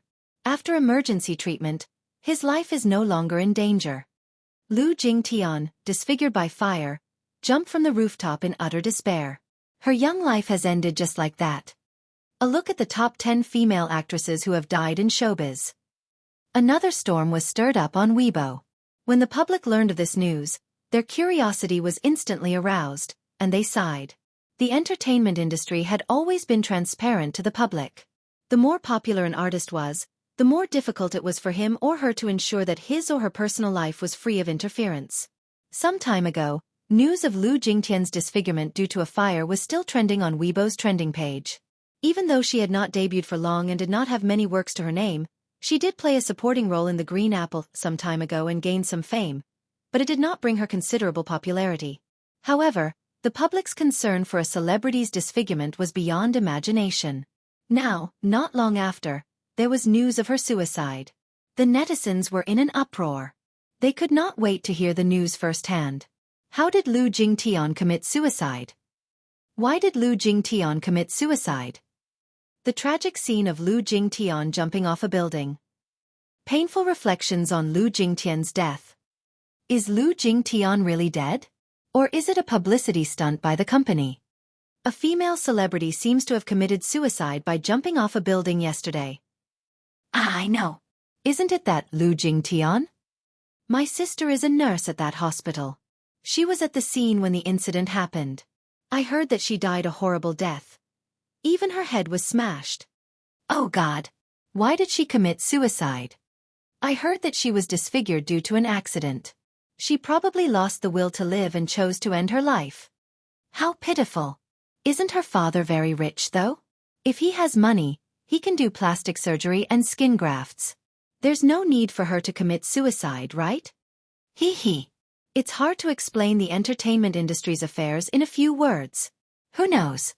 The Lu Jingtian, who played a supporting role in The Green Apple, actually jumped to her death last night. It's too scary. Jumping off a building to death's death to her death. Why did she commit suicide? Lu Jingtian of the family of Lu Jingtians to death. Her parents to, hers to us to death. B. R to her death. Haha, I don't understand what these rich people are trying to do.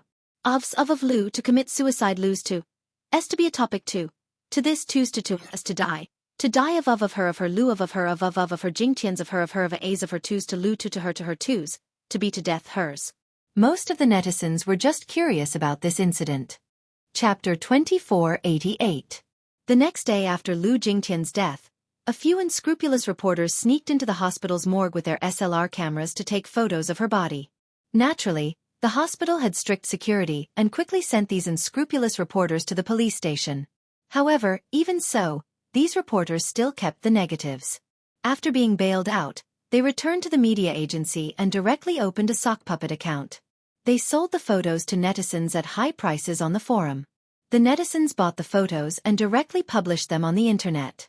Although the website was quickly blocked, the photos quickly spread on the internet.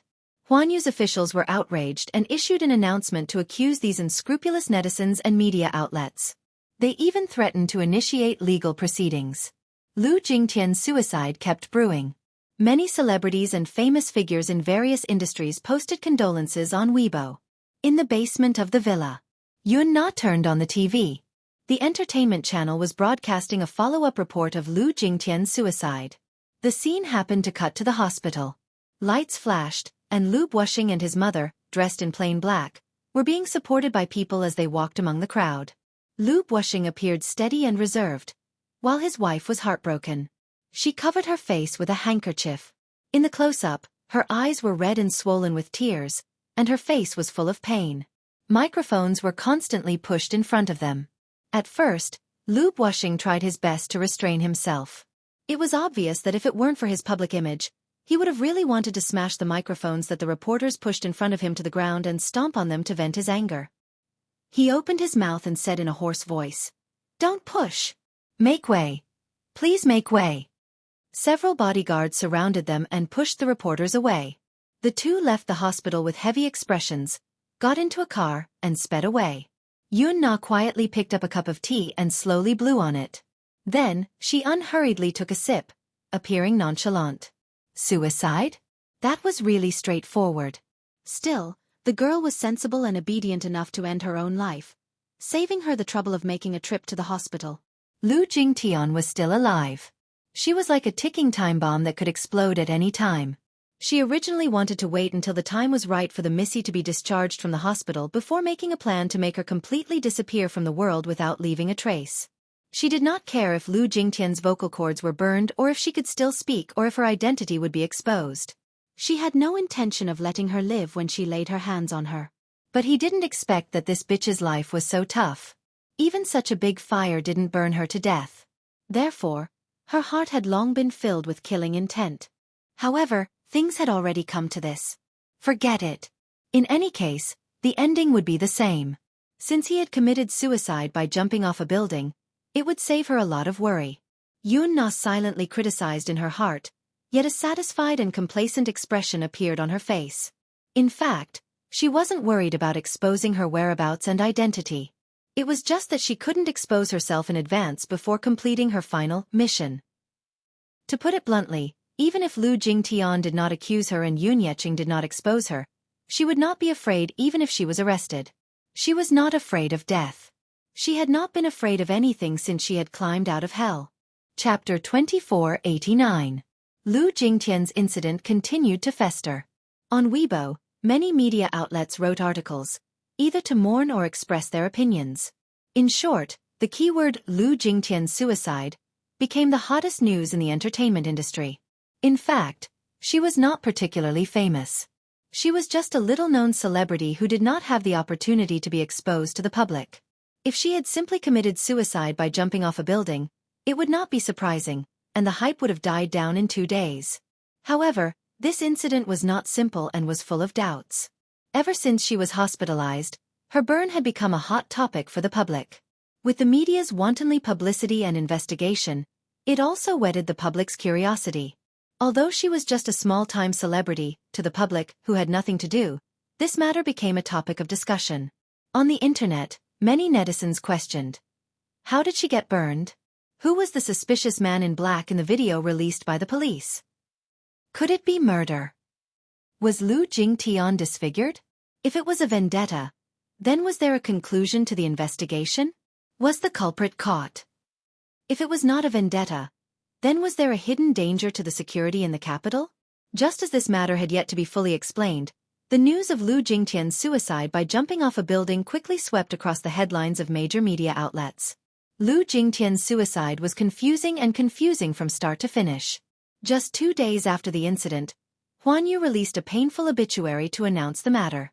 The obituary read, "Our dearest Lu Jingtian committed suicide by jumping off a building on February XXXX, at the age of 23. Lu Jingtian was a newly popular starlet who debuted with The Green Apple. Due to her outstanding acting skills and innocent looks, she gained a lot of popularity. Just a month ago, however, due to an accident, she was burned in a fire. 85% of her body was burned, causing severe disfigurement and even disability. Since the incident, the company had been paying attention to her recovery. Her family, friends and fans were also constantly encouraging her, hoping that she would be able to walk out of her grief as soon as possible and actively cooperate with the treatment. Her recovery was ideal. Just a week ago, she successfully passed the critical and infectious stage. Just as everyone was feeling excited, 2 days ago, unfortunate news came. Our beloved Jingtian still could not walk out of the pain of her disfigurement. 2 days ago at 3 a.m., she jumped off the rooftop of a hospital building and died. What was supposed to be a beautiful season, yet she passed away. We feel sad and sorry for her. At this moment, no matter how much rhetoric and words we use, they are pale and powerless. The dead are gone and the living. We only wish her a safe journey." Once the obituary was released, many netizens, who were still skeptical about the suicide case. For the past few days, Lu Jingtian's suicide was still the hottest headline, even overtaking Li Xianxia, who had been hyped up for a while. And what about Li Xianxia? How could he let the matter rest? Naturally, it wouldn't stop there. Chapter 2490. The deceased should always be respected. Despite such a tragedy, Li Xianxia was still trying her best to hype things up. Many netizens hated her face. When Li Xianxia saw this comment, she coldly mocked, "What else can be considered pure in the entertainment industry? Hate it. Hate it as much as you want. My reputation is already so bad. Since that's the case, I'll focus on creating hype until I become famous." She was indignant, but she also wanted to fight for her dignity. She was determined to become an even more popular celebrity than Xianxia. This had become her ambitious goal. Of course, this was all in the future. On the other side, Xianxia, together with the two lads, and Wuxia, boarded a private flight to Norway for the first stop of the wedding photoshoot. On the day of Lu Jingtian's suicide, she happened to be on the plane with her phone switched off. Thus, she was unaware of such an earth-shattering incident in the entertainment industry. Qin Zhou had been busy assisting Ji Lin in dealing with Lu Jingtian's matter. Lu Jingtian's father, a senior executive of Huanyu, was unable to recover from the loss of his beloved daughter and was bedridden.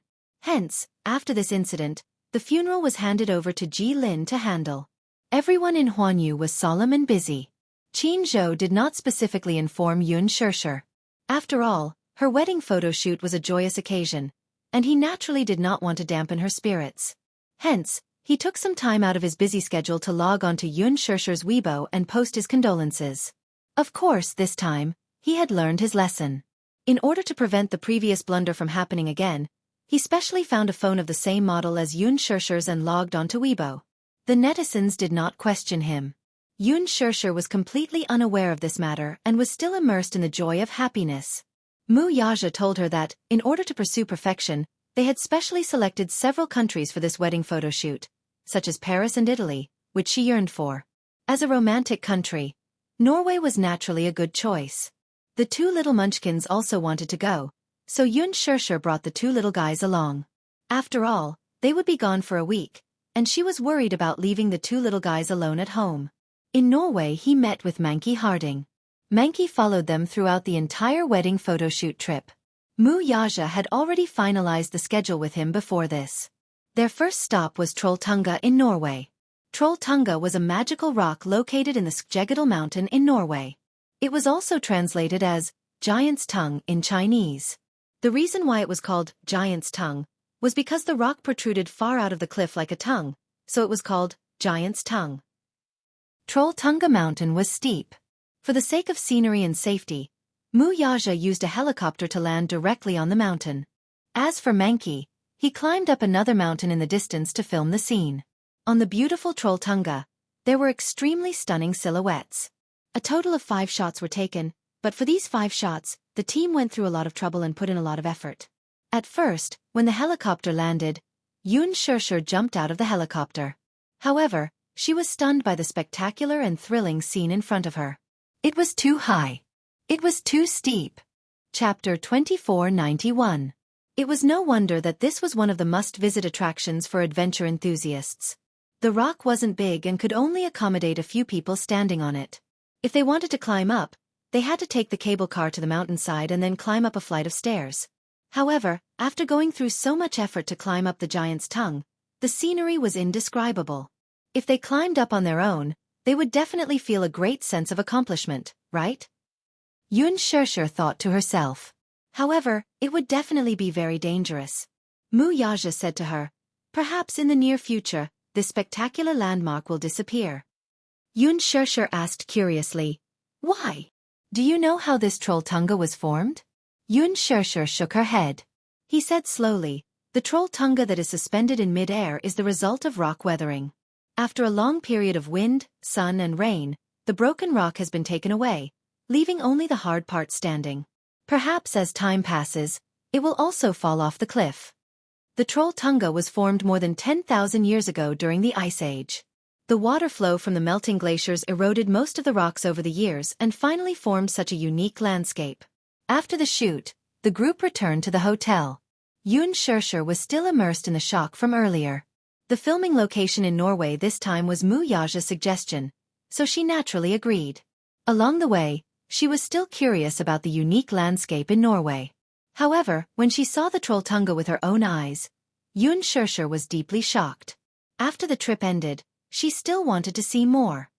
How did you come up with the idea to film the Trolltunga? Xianxia couldn't help but ask curiously. I've seen it in a magazine before. Some mountaineering enthusiasts filmed it in a blockbuster. I was shocked, so I thought of it immediately. Wuxia paused and asked, why are you asking this?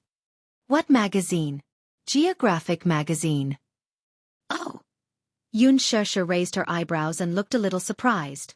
So, you don't just read financial magazines? Of course. Wuxia couldn't help but flick her forehead and asked unhappily, am I that rigid in your heart? Xianxia covered her forehead and snickered. I just didn't expect you to pay attention to things other than work. Wuxia snorted coldly to show his displeasure.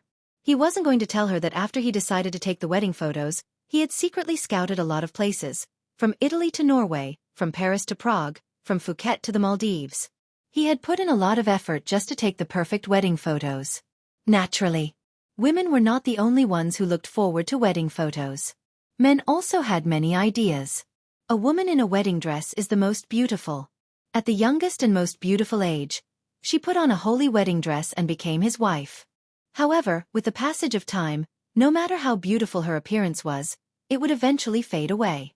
To him, a wedding was a once-in-a-lifetime event. Hence, he wanted to keep this happiest moment as a memento.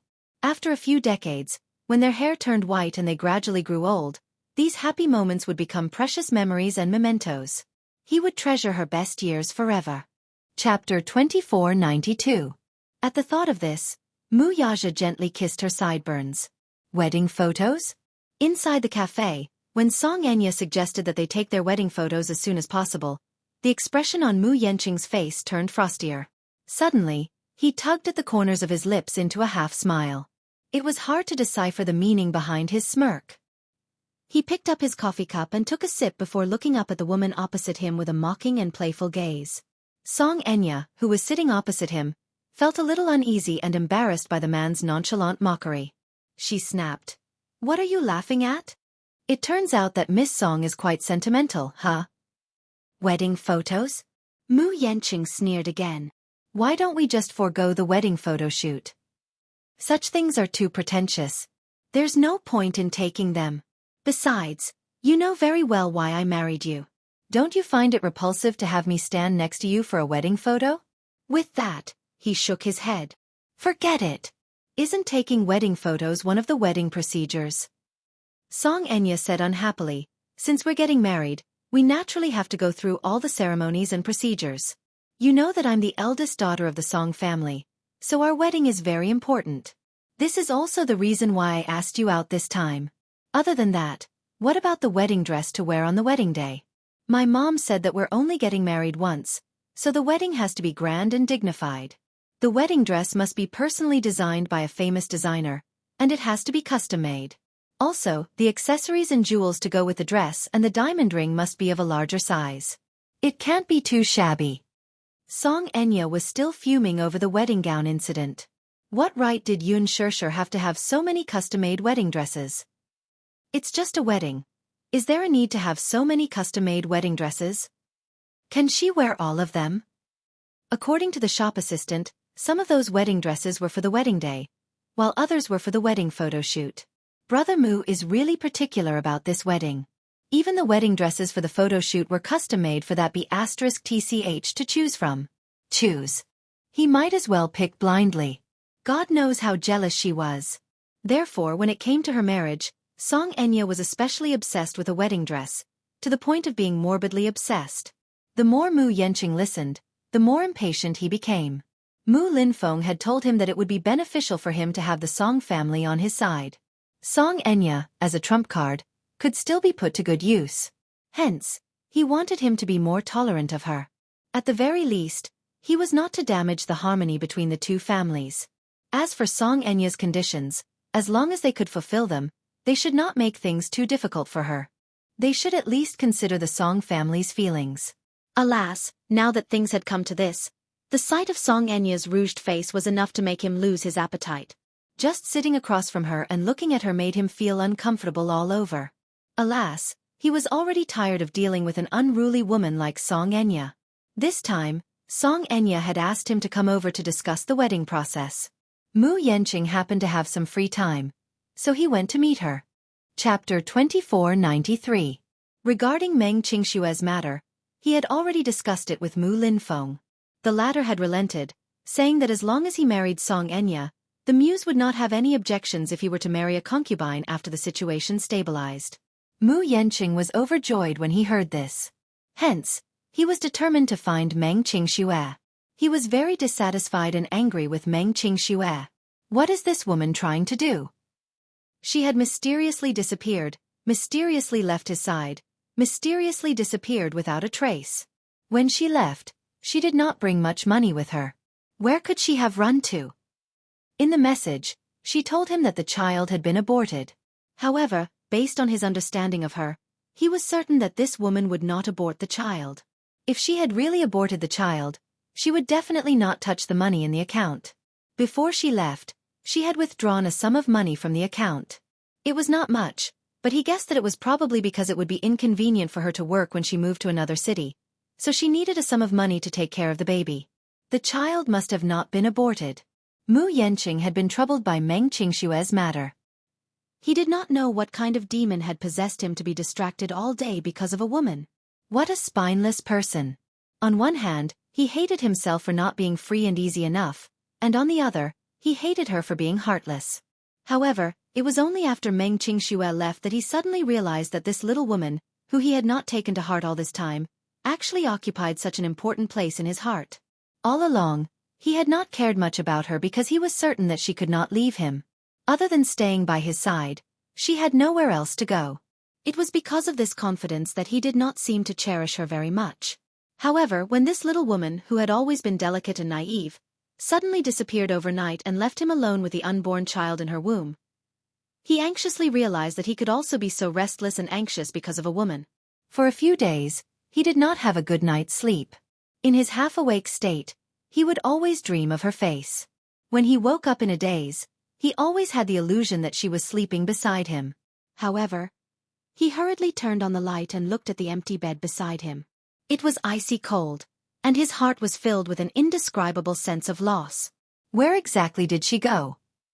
There was no news of her. Even if she left a trace, it would be good. At least, it would give him a glimmer of hope. But this heartless woman had left in such a way that she didn't even leave behind a single clue. It made him look like an idiot, aimlessly searching for her. He didn't even know when he would find her. But now, he was going to marry Xianxia. Actually, to him in the past it did not matter who he married. He thought that marriage was just a dignified procedure. It did not matter who the marriage partner was, as long as it was beneficial to him.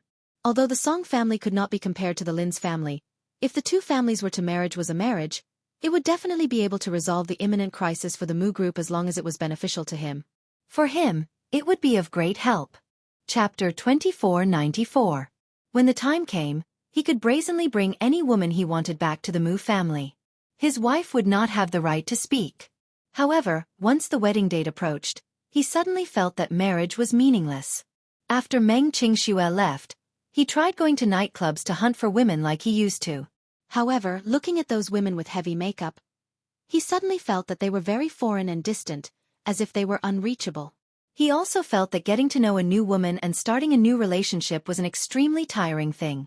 Every time this happened, Meng Qingshue's charming smile would uncontrollably appear in his mind. She lay in his arms and smiled foolishly like a lazy kitten, which was very seductive. Yanqing. She reached out and hooked her arms around his shoulders as she muttered in her sleep. Mu Yanqing. An angry voice finally brought him back to reality. Mu Yanqing came back to his senses and saw Xianxia's angry face.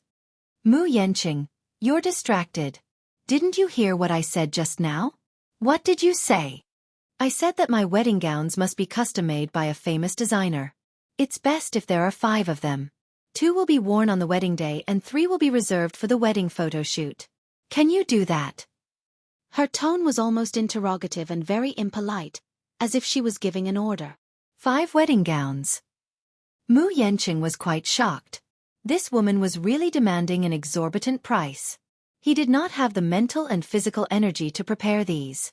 It was not that he could not bear to spend the money on 5 wedding gowns, but he felt that it was unnecessary. Preparing these required not only time and money but also energy. He did not have the patience. Uncontrollably, he recalled the bits and pieces of Meng Qingxue. He vaguely remembered one time when she held his arm and watched a TV show with him. The show was about the style and design of wedding gowns. He said disapprovingly, "A wedding gown is just a procedure for a wedding. It's not worth paying so much attention to." Meng Qingxue pouted coquettishly. It's a girl's ultimate dream to wear a beautiful wedding gown and marry the person she loves. When he heard this, he could not help but ask, "Is this also your ultimate dream?" "Of course not." Pausing for a moment, she said, "My dream is to be with you. If we can get married, I'll feel very lucky. I'm not picky about the wedding gowns. They're simple designs. Even if they're not luxurious or expensive, I don't care." After saying that, she said very proudly, "Because I'll look beautiful no matter what wedding gown."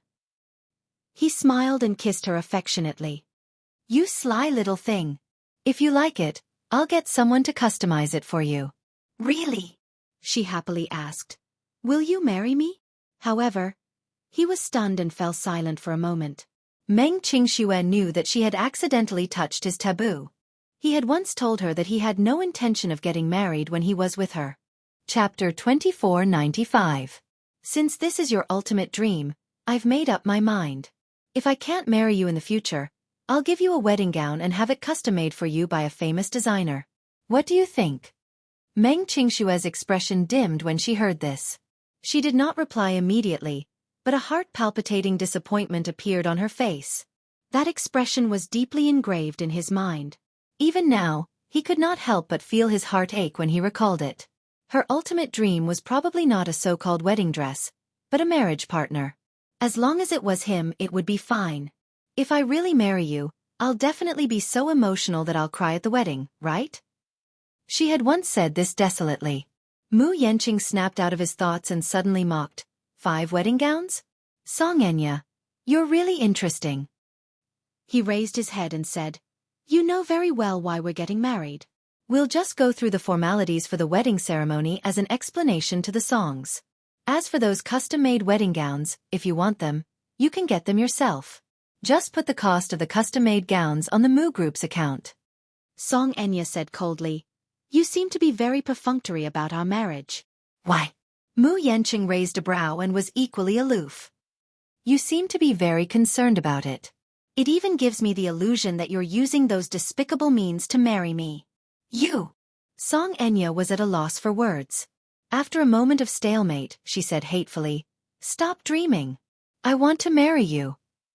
Haha. Mu Yanqing, this joke isn't funny at all. I just don't want to lower my status and wrong myself. Given the status of the songs and the muse, our wedding naturally can't be casual. It has to be grand and dignified. But you're not at all concerned about it. You're so perfunctory. From the beginning to the end, you're acting as if you're not involved in this matter at all.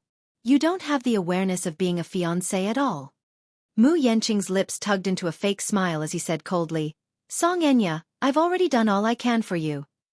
His voice wasn't loud, but it was powerful enough. He even gritted his teeth as he spoke. Xianxia was stunned when she heard him say, "You used unscrupulous means to marry me, and I suffered such a loss on account of the Song family. Now, you're talking to me about dignity and glory? Xianxia, you must know that I'm already doing you a huge favor by marrying you and giving you a proper status. At this level, you don't have the right to ask too much of me? Once you've gone through the formalities of marriage, you should stop while you can.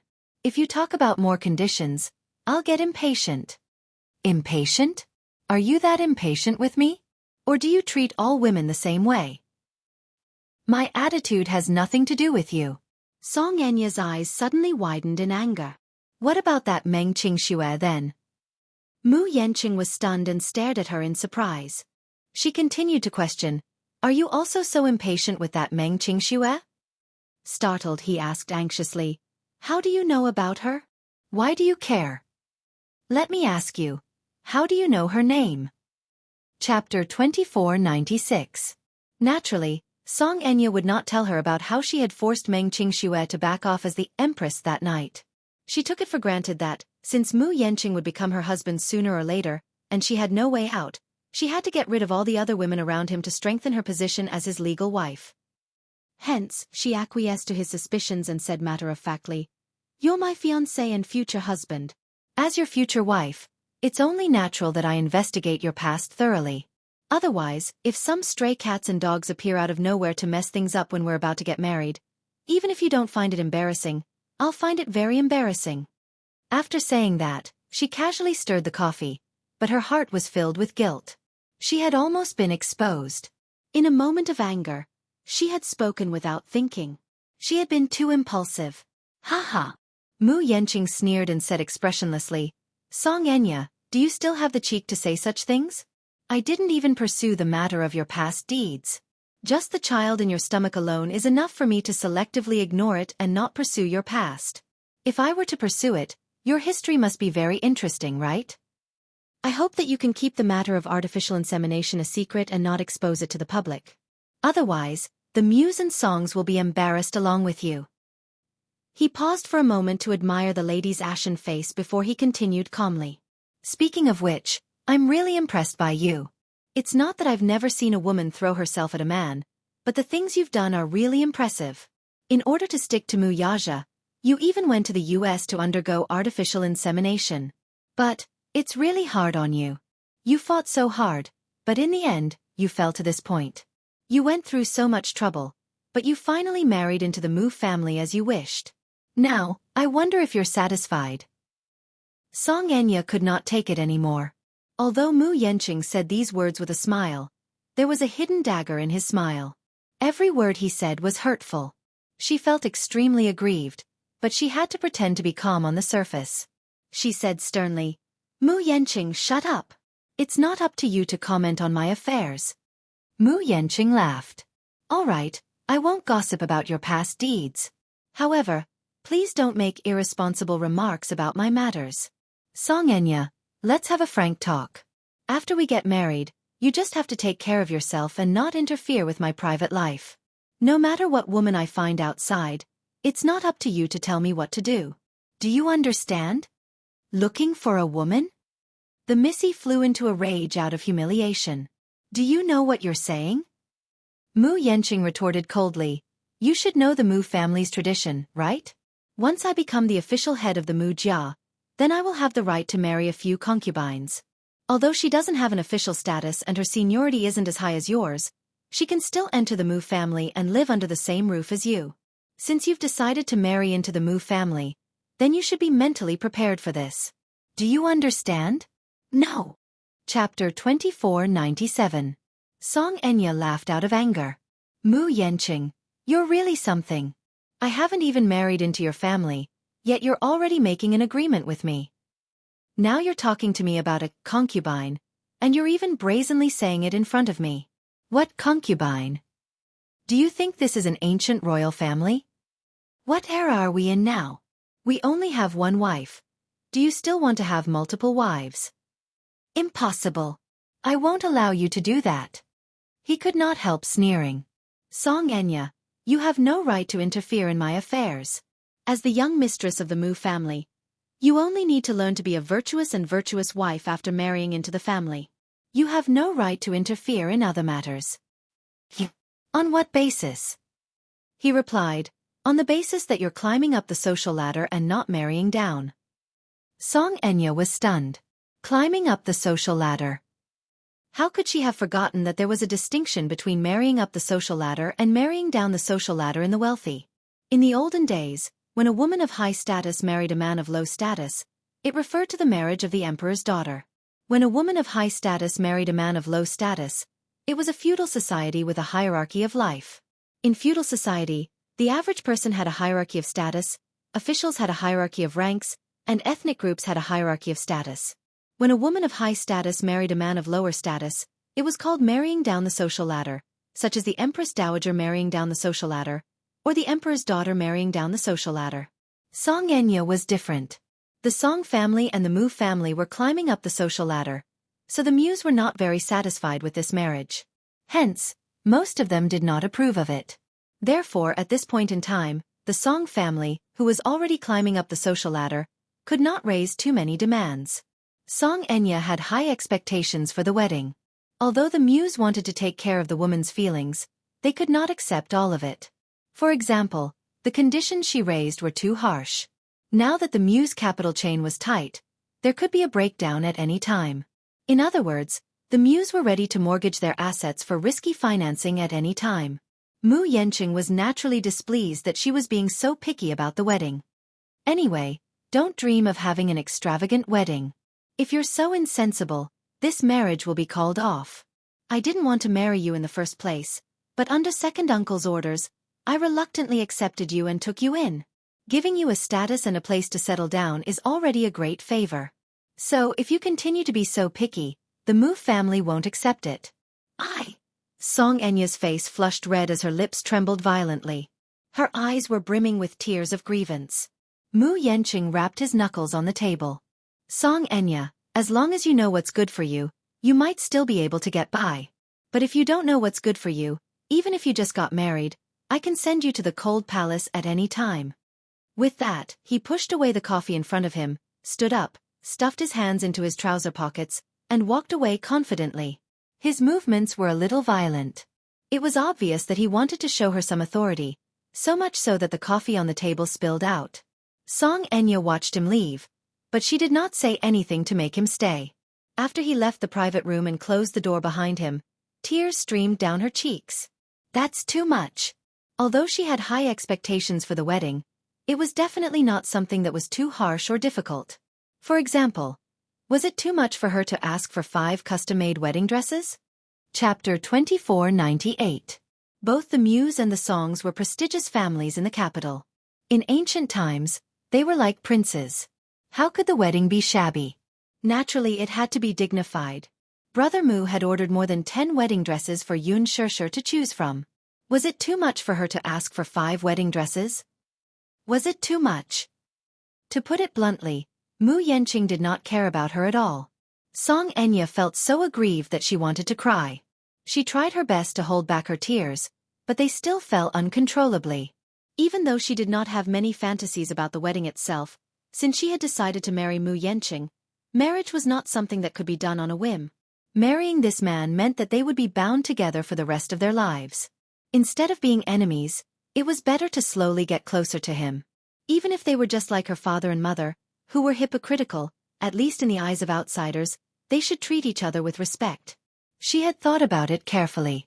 It was impossible to force herself to like Mu Yanqing, but it was possible to treat him as her real husband. After all, marriage was a long life. It was impossible to live it half-heartedly. However, once the two of them interacted in private, the smell of gunpowder would spread. At first, she tried to communicate with him calmly, but it did not work at all. Mu Yanqing seemed to be very impatient even when it came to the most basic thing of listening to her. This time, she had asked him out to discuss the wedding, how to arrange a dignified wedding, the marriage proposal, the betrothal gifts, the wedding photos, the wedding. All these needed to be discussed. However, not only was Mu Yanqing impatient, but he was also dismissive of her few requests. Xianxia was filled with resentment and grievance. She picked up the spoon heavily and stirred the coffee in her hand. Just as she was about to take a sip, she suddenly came to her senses and pushed the coffee aside in a fit of anger. She realized that pregnant women were not allowed to drink coffee. This coffee was casually ordered by Mu Yanqing. He really did not care at all. The flesh and blood in her stomach was his. No matter how it came about, at least it was his blood, but he did not seem to care at all. Coffee. Pregnant women were not allowed to drink coffee. Didn't he know that? Xianxia was at a loss for words. She gripped the tablecloth tightly as 2 streams of tears streamed down her face. In the past few days, she was exhausted. Although in the circle of her close friends, she still looked high and mighty as before. When her close friends found out that she was going to marry into the Mu family, they were very envious. Those jealous eyes fell on her, but it made her a little unhappy. Although he was satisfied on the surface, his mood was downcast from beginning to end. Because she knew in her heart that even if it was an amazing marriage, It was not a happy one. She was confused and worried about her future. When Song Enya returned home, Jiang Qiming hurriedly went up to her when she saw her walking back in a daze. "Where did you run off to by yourself? Why didn't you answer my calls?" She was extremely worried when she saw Song Enya going out in the afternoon. She made several calls, but no one picked up. "Nothing?" Song Enya asked in annoyance. Noticing her mother's flustered look, she asked curiously, "Mom, what's wrong? Why do you look so pale?" Chapter 2499. At the mention of Lu Jingtian, Song Enya's expression softened and she replied nonchalantly, "Oh, I thought it was something serious. I know that she got into an accident and got burned.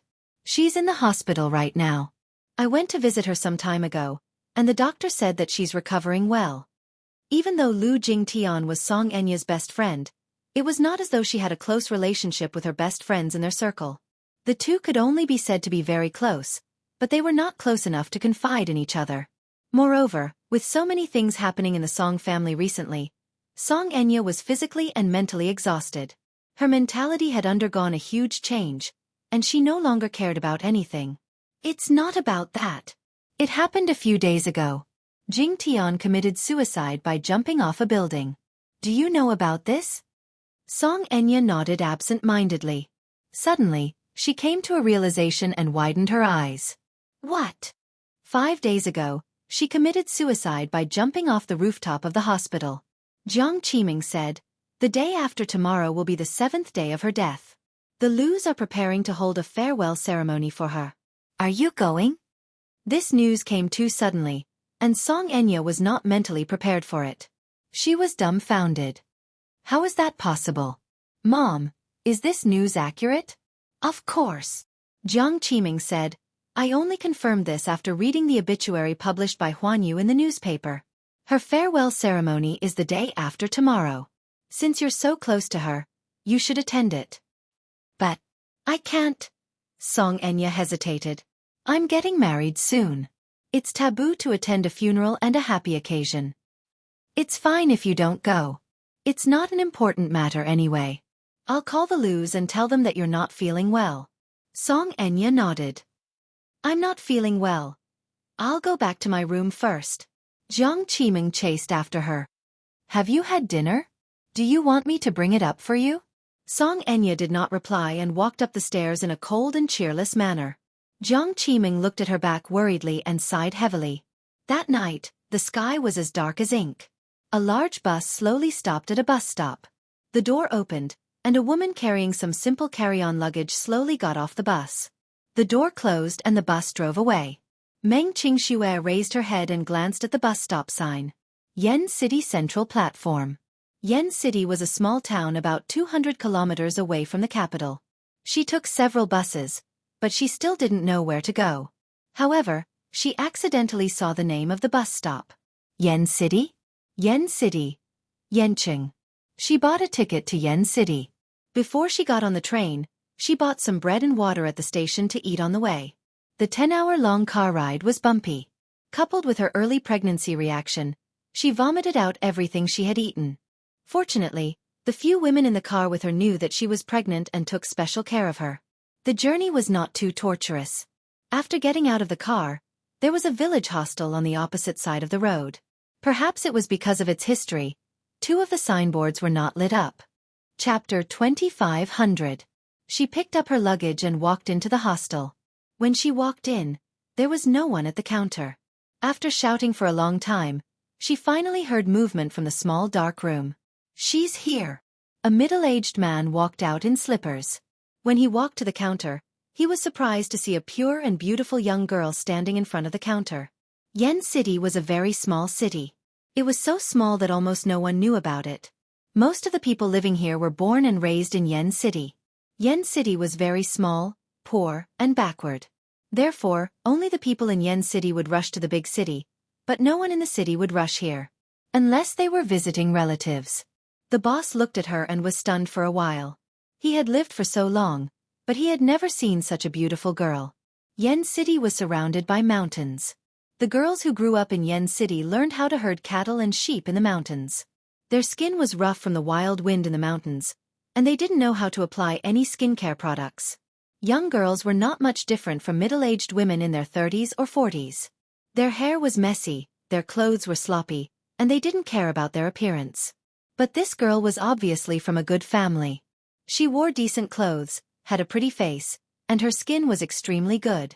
It was especially so for her eyebrows, which were as exquisite as a painting. Even though she was bare-faced and had only slightly drawn her eyebrows, she was still so beautiful that it was shocking. So beautiful! The boss sighed silently in his heart. Then he saw that Meng Qingxue looked thin and weak with a sickly pale face. He couldn't help but be curious. Little girl, where did you come from? Meng Qingxue didn't answer his question. Instead, she asked directly, Boss, are there any rooms here? The boss was startled and then said, Yes. Are you alone? Yes. Yes, I'm alone. Judging from your accent, you don't seem to be a local. Are you here to look for someone? No, I'm just passing by. I'll leave early tomorrow morning. Meng Qingxue was alert and didn't say much to the boss. The boss had been running the hostel for so long and greeted all kinds of passers-by every day. Naturally, he knew how to read people's expressions. He knew that she was wary of him, so he didn't ask any more questions. Take out your ID card for registration. Meng Qingxue immediately rummaged through her bag. Then, she suddenly thought of something. If I use my ID card to register, will Mu Yanqing find me here? At this thought, she trembled with fear. She looked up and forced a smile. How can you go out without your ID card? Of course I'm an adult. She explained nervously. Meng Qingxue was speechless. Are the prices here so cheap? It only costs 60 yuan a night. In the capital, a night stay would cost at least 300 yuan. Chapter 2501. Could it be an unlicensed hotel? Her imagination ran wild as she took out 200 yuan from her bag and handed it over. The boss passed the room card to her. Room 209 on the second floor. If you want to take a shower, run the tap for a while before the hot water comes out. Okay. Meng Qingxue nodded. Just as she was about to turn around, a few shirtless young men came down from the stairs. Boss, 2 packs of 24 Furong King. The boss replied cheerfully. Okay. He took out 2 packs of cigarettes from the counter and asked, How's the harvest tonight? Sigh, bad luck. I've lost so badly that I've almost lost all my wife's money. How much did you lose?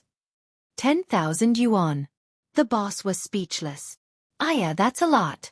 While they were talking, Meng Qingxue looked up and saw 2 bare-chested men with tattoos quickly walking down the stairs. Her heart skipped a beat, and she immediately became vigilant. She hid to the side, not daring to look at them. Judging from the appearance of the 2 young men, they were probably hooligans or something like that, right? They also spoke like a hooligan. In short, they weren't simple people. The 2 men also noticed her, and their eyes lit up. Seeing that she was dressed so beautifully, and it was so late at night, they naturally misunderstood her.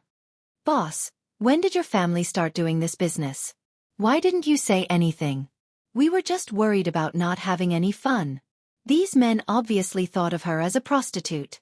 The boss couldn't hide his embarrassment and immediately explained, Brother Dong, Brother Chung, you misunderstood. This is a guest of the hotel. It's not what you think.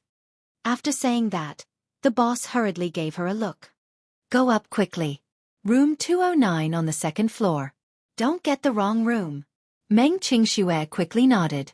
She clutched her bag tightly and walked up to the second floor with her head down. One of the young men saw her frightened expression and then looked at her appearance. She was so beautiful that it was as if water could be squeezed out of her skin. In Yen City, it was impossible to find such a beautiful girl. The girls in Yen City had rough skin. Even if there were some good seedlings, they would be destroyed by the wind in the mountains. Most of the girls who grew up in Yen City started doing farm work when they were young. They worked in the fields, did laundry, and cooked. How could they be so beautiful? Out of the blue, he had evil intentions, so when Meng Qingxue was about to brush past him, he actually reached out to stop her. Meng Qingxue bypassed his outstretched arm and was about to walk towards the stairs. The young man was also hot-blooded. Seeing that he was slapped in the face, he actually bumped her with his shoulder. Ah! Meng Qingxue staggered and almost fell down the stairs. She wanted to protect the child in her belly and hurriedly reached out to steady herself. Her bag fell to the ground. The two young men looked at her bag. The zipper of the bag was not pulled up. Vaguely, through the open gap, she could see a stack of red RMB notes in the bag. Both of them jumped in fright. So much money? At least 10 to 20,000. Could this woman be the daughter of a rich family? When Meng Qingxue saw it, her face darkened. She hurriedly picked up the bag, hugged it to her chest, and hurried upstairs. Chapter 2502. Let go. Meng Qingxue said coldly. The young man smacked his lips, looking very displeased. He muttered, "Why are you so fierce?" Then he sighed. Seeing her nervous expression, he shook his head and said, "Don't worry. Young lady, we're not bad people. We're just curious. Why are you alone so late at night? It's very dangerous for a young lady to be out in the middle of the night." Meng Qingxue flung his hand away and said angrily, "Please behave yourself." Seeing that she was angry, the young man suddenly found it very interesting. Ayo? Behave myself? You're a young lady, but you're quite knowledgeable. Don't you know that I hate intellectuals the most? As he spoke, he tried to pull her arm again. Meng Qingxue hated this kind of pulling the most. She took a step back and warned, "Don't get physical." "Why, can't I?" The young man spoke like a hooligan. Hearing Meng Qingxue's warning, his attitude became even more rude. He bared his teeth and glared at her. Meng Qingxue was scared out of her wits. However, even so, she still pretended to be calm and said fiercely, "Please show some respect. Otherwise, I'm going to call the police." Seeing that she was going to call the police, the young man raised his eyebrows. However, he let go of her hand and cursed.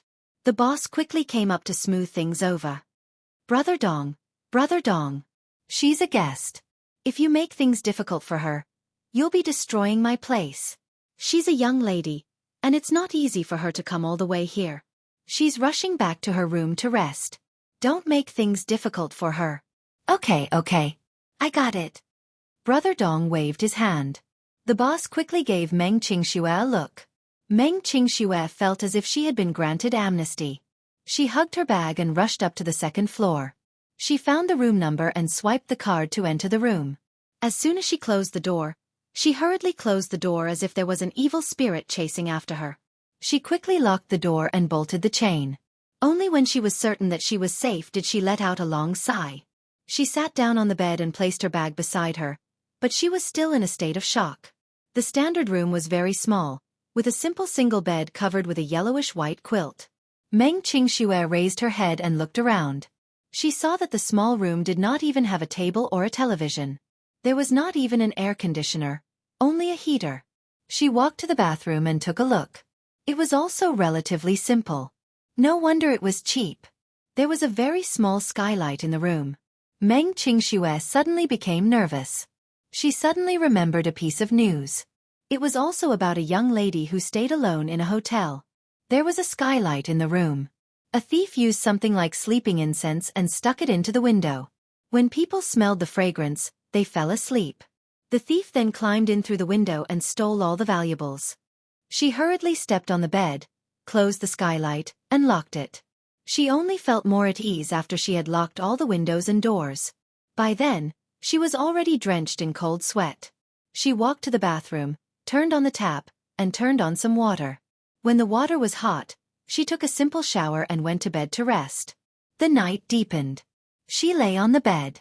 Just as she was about to fall asleep, she suddenly heard a series of footsteps outside the door. Ever since she became pregnant, she had been a light sleeper and was easily awakened by small sounds. Chapter 2503. Meng Qingxue opened her eyes abruptly and sat up from the bed in shock. She looked at the door warily. She subconsciously wanted to ask who was outside the door, but just as she was about to speak, she heard a familiar man's voice mumbling at the door. "This broken thing is quite difficult to deal with." The man beside him asked, "Can you do it?" "I should be able to." Immediately after, she heard a beeping electronic sound. Meng Qingxue could not help but suck in a breath of cold air. The two men's voices were not unfamiliar. They were the two gangsters she had met at the front desk of the hostel. A chill ran down her spine, and she suddenly became vigilant. She quietly got out of bed and tiptoed to the door. She turned on the smoke and looked outside. In the dimly lit corridor, a magnified face of a man with his head bowed came into view. She remembered him. The hostel owner addressed him as Brother Dong. He seemed to be a gangster with some background. Even the owner was very respectful to him. She guessed that these two men had probably booked a room in the hostel to play mahjong or some other activity. She heard them say that they had lost 10,000 yuan in one night, so they were probably gambling. She then thought of how they had clearly seen the cash in her bag when she dropped it on the floor. Could it be that they had some evil thoughts because of that? Meng Qingxue was not stupid. She leaned against the corner of the door, not daring to make a sound. She even deliberately kept her breathing as light as possible. She heard Brother Dong muttering outside the door. It's quite difficult to deal with. TSK. TSK. Let's try taking this thing apart. Oh no. Meng Qingxue was startled. Could it be that he wanted to swipe the card? Could it be that they wanted to break in? She heard that the average hotel's card reader was easy to crack. Some people who played video games would carry electronic interference devices with them. The card reader at the door was useless in front of this device. At the thought of this, she glanced at the latch on the door in trepidation. Fortunately, it was chained. What should I do? What should I do? This was the first time she had encountered such a situation. She subconsciously took out her phone to call for help, but the only number that appeared in her mind was Mu Yanqing. No way. She couldn't call him for help.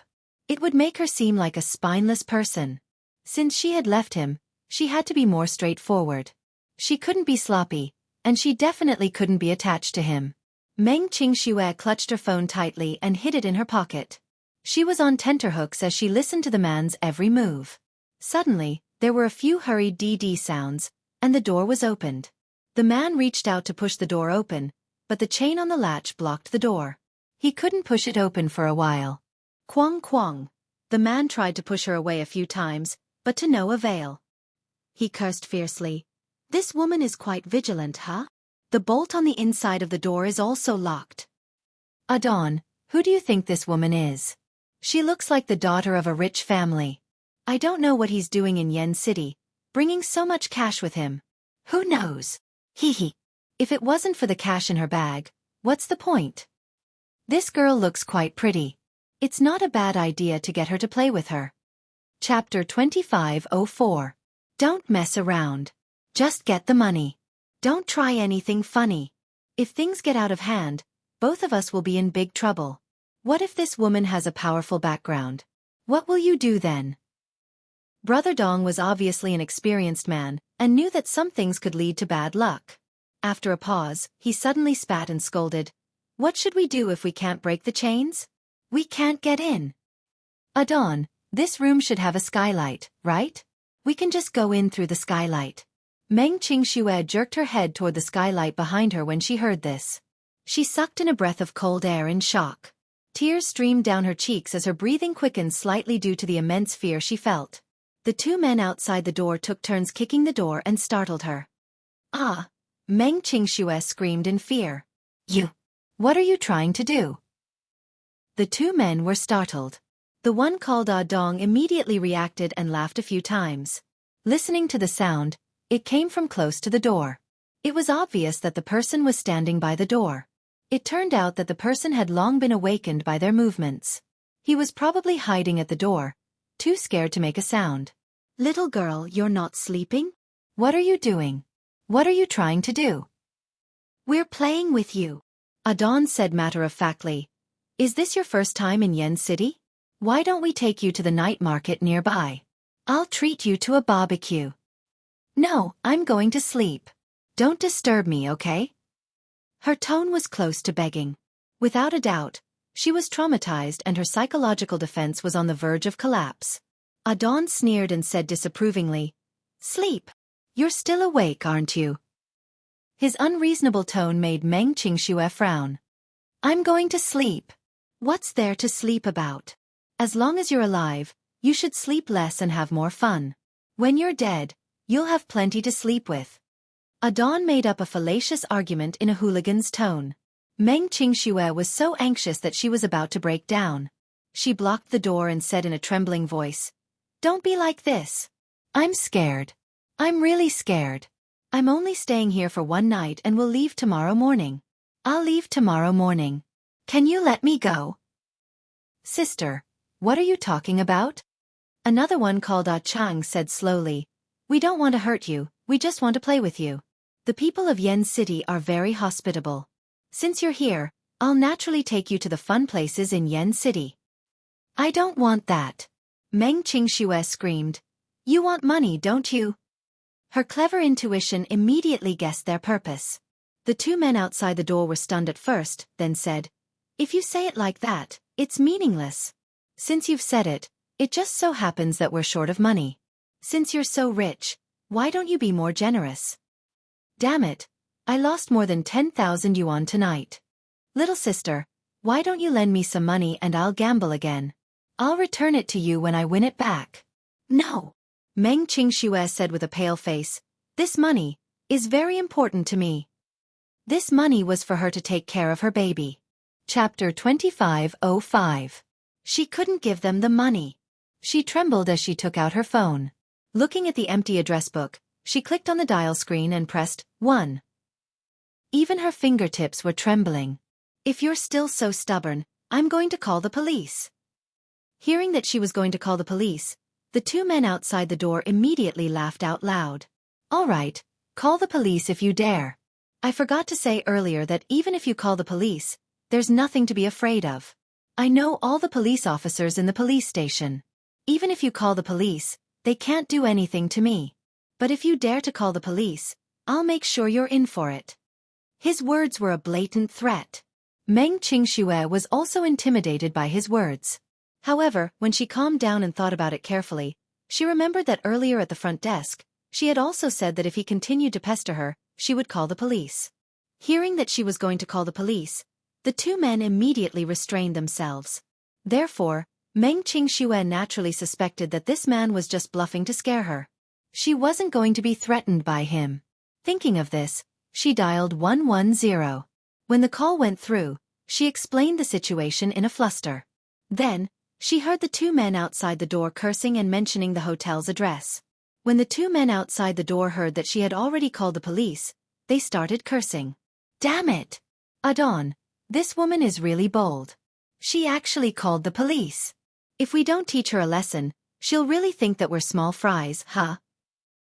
Son of AB*TCH. Adon obviously didn't expect that she would actually dare to call the police. He had already threatened her so viciously, but she didn't know how to be afraid at all. After hanging up, Meng Qingxue had already called the police. The police said that they would be here soon, so she suddenly felt safe and wasn't afraid of their threats anymore. She said coldly, "I've already called the police. The police will be here soon. Get out of my way." Her forcefulness had obviously angered the two men. Outside the door, the man named Adon took a deep puff of his cigarette and threw the burnt cigarette butt on the ground. He lifted his leg and kicked the door fiercely. He said angrily, "B*TCH. Open the door. Open the door." Clang, clang, clang. The violent sound of the door being kicked made her scream in shock. Adon kicked especially hard. She even clearly heard a painful groan from the door, as if the wood inside of the door was breaking. If he continued kicking with such force, he would break a hole in the door. "Are you crazy? I've already called the police, and the police will be here soon. The police will be here soon." She anxiously pushed the door with her hand, but the next second, the man outside kicked the door fiercely again. Meng Qingxue was caught off guard. She took a few steps back from the impact of the door and hit the wall. Fortunately, she instinctively used her elbow to support herself. Even though the impact was too painful, her elbow was still red and swollen. She covered her painful joint. In her panic, she felt wronged and couldn't stop crying. She bit her lip hard, and the salty tears fell into the gap between her lips. It was extremely bitter. Chapter 25:06. Meng Qingxue said in despair, "Why do you have to go against me? I didn't mean to provoke you. Can you be merciful and not provoke me?" She hated the fact that she wasn't a man and didn't have the strength to protect herself in such a situation. It was said that men and women were equal, but the most hateful thing was that men and women weren't born equal. Women had always been the weaker group. They didn't have a man's tall stature or strong arms. In a critical situation, they didn't even have the ability to protect themselves. In such a situation, other than begging for mercy, what else could she do? This world was too cruel. The strong preyed on the weak. Did the weak deserve to be bullied? Did the strong have the right to bully the weak? What kind of strong person was that? The two men outside the door kicked and kicked at the door. Meng Qingxue, who was still in shock, could only curl up in a corner. She covered her face and cried uncontrollably. However, after an unknown amount of time, the two men outside the door finally knew to stop. Immediately after, there was a hurried knock on the door. "Is anyone there?" It was a woman's low voice. Meng Qingxue was awakened by the voice and raised her head abruptly. In such a dangerous situation, hearing a woman's voice made her feel strangely safe. She raised her head and asked with tears in her eyes, "Who is it? Are you the one who reported the case? Were you the one who called the police 10 minutes ago?" The woman asked. "I was. May I know who you are? I'm the police officer in charge of this area." The woman continued, "It's fine now. The troublemaker is under control. Could you please open the door?" Meng Qingxue was still in shock. She stood up in fear and looked through the peephole. She saw a young woman in a police uniform standing outside the door, looking anxious. Only then was she relieved. She carefully pulled out the latch and opened the door. The woman slowly pushed the door open and walked in.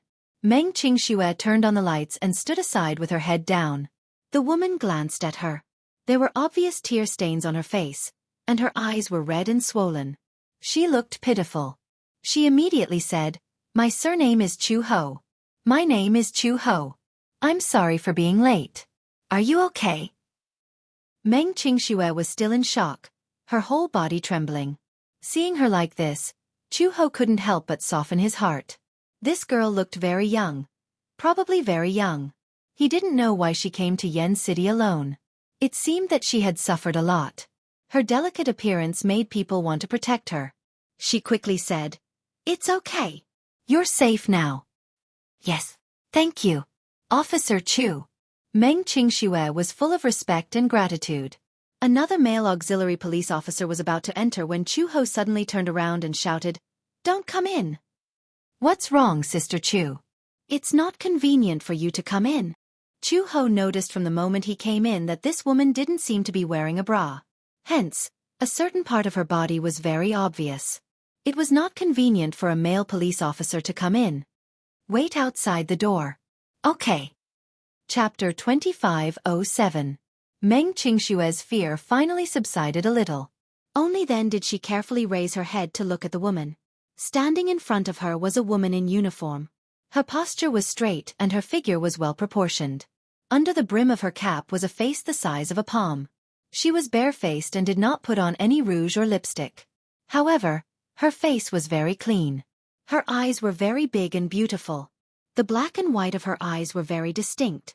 Her nose bridge was high, and her lips were red and her teeth were white. She looked very kind, but with the police uniform, she looked a little serious and handsome. Although she did not put on any makeup and was not like Meng Qingxue who knew how to take care of her skin, her plain face was very beautiful. Her facial features were distinct and the contours of her face were exquisite. Although she was not a peerless beauty, she did not lose her aura. Her skin was healthy and fair. In a city like Yen City, it was rare to see someone with such good skin. Chu Ho saw that she kept staring at her. She touched her face curiously and smiled. "Why do you keep staring at my face? Is there something on my face?" No. Meng Qingxue lowered her head in embarrassment and asked, "Where are the other two people?" "Which two?" "One is called a Dawn, and the other is called a Cheng." "Oh, they're outside the door." "Outside the door?" Meng Qingxue could not help but feel afraid again. Did that mean that the two villains had not left yet? Then, she had already called the police. If she could not do anything to them, would they take revenge on her in the future? Chu Ho seemed to understand her concerns and comforted her. "Young lady, don't be afraid. I'm here." They won't be able to hurt you. Between her words, she exuded a sense of justice. It was definitely not an act. Meng Qingxue could not help but have a good impression of her. In the past, she had come into contact with some police officers. In her impression, some of them did not give her much sense of security when they wore their uniforms. However, this police officer named Chu Ho was a heroine. She was different from the male police officers in that she was more humane and gentle. Little girl. When Meng Qingxue heard this term, she couldn't help but laugh. You don't seem to be much older than me.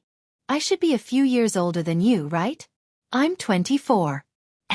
But you look about the same as me. As the two of them exchanged pleasantries, the tense atmosphere was immediately diluted. In order to calm her down, Chu Ho chatted with her briefly before saying, "Change your clothes. Let's go back to the police station and make a statement." Okay.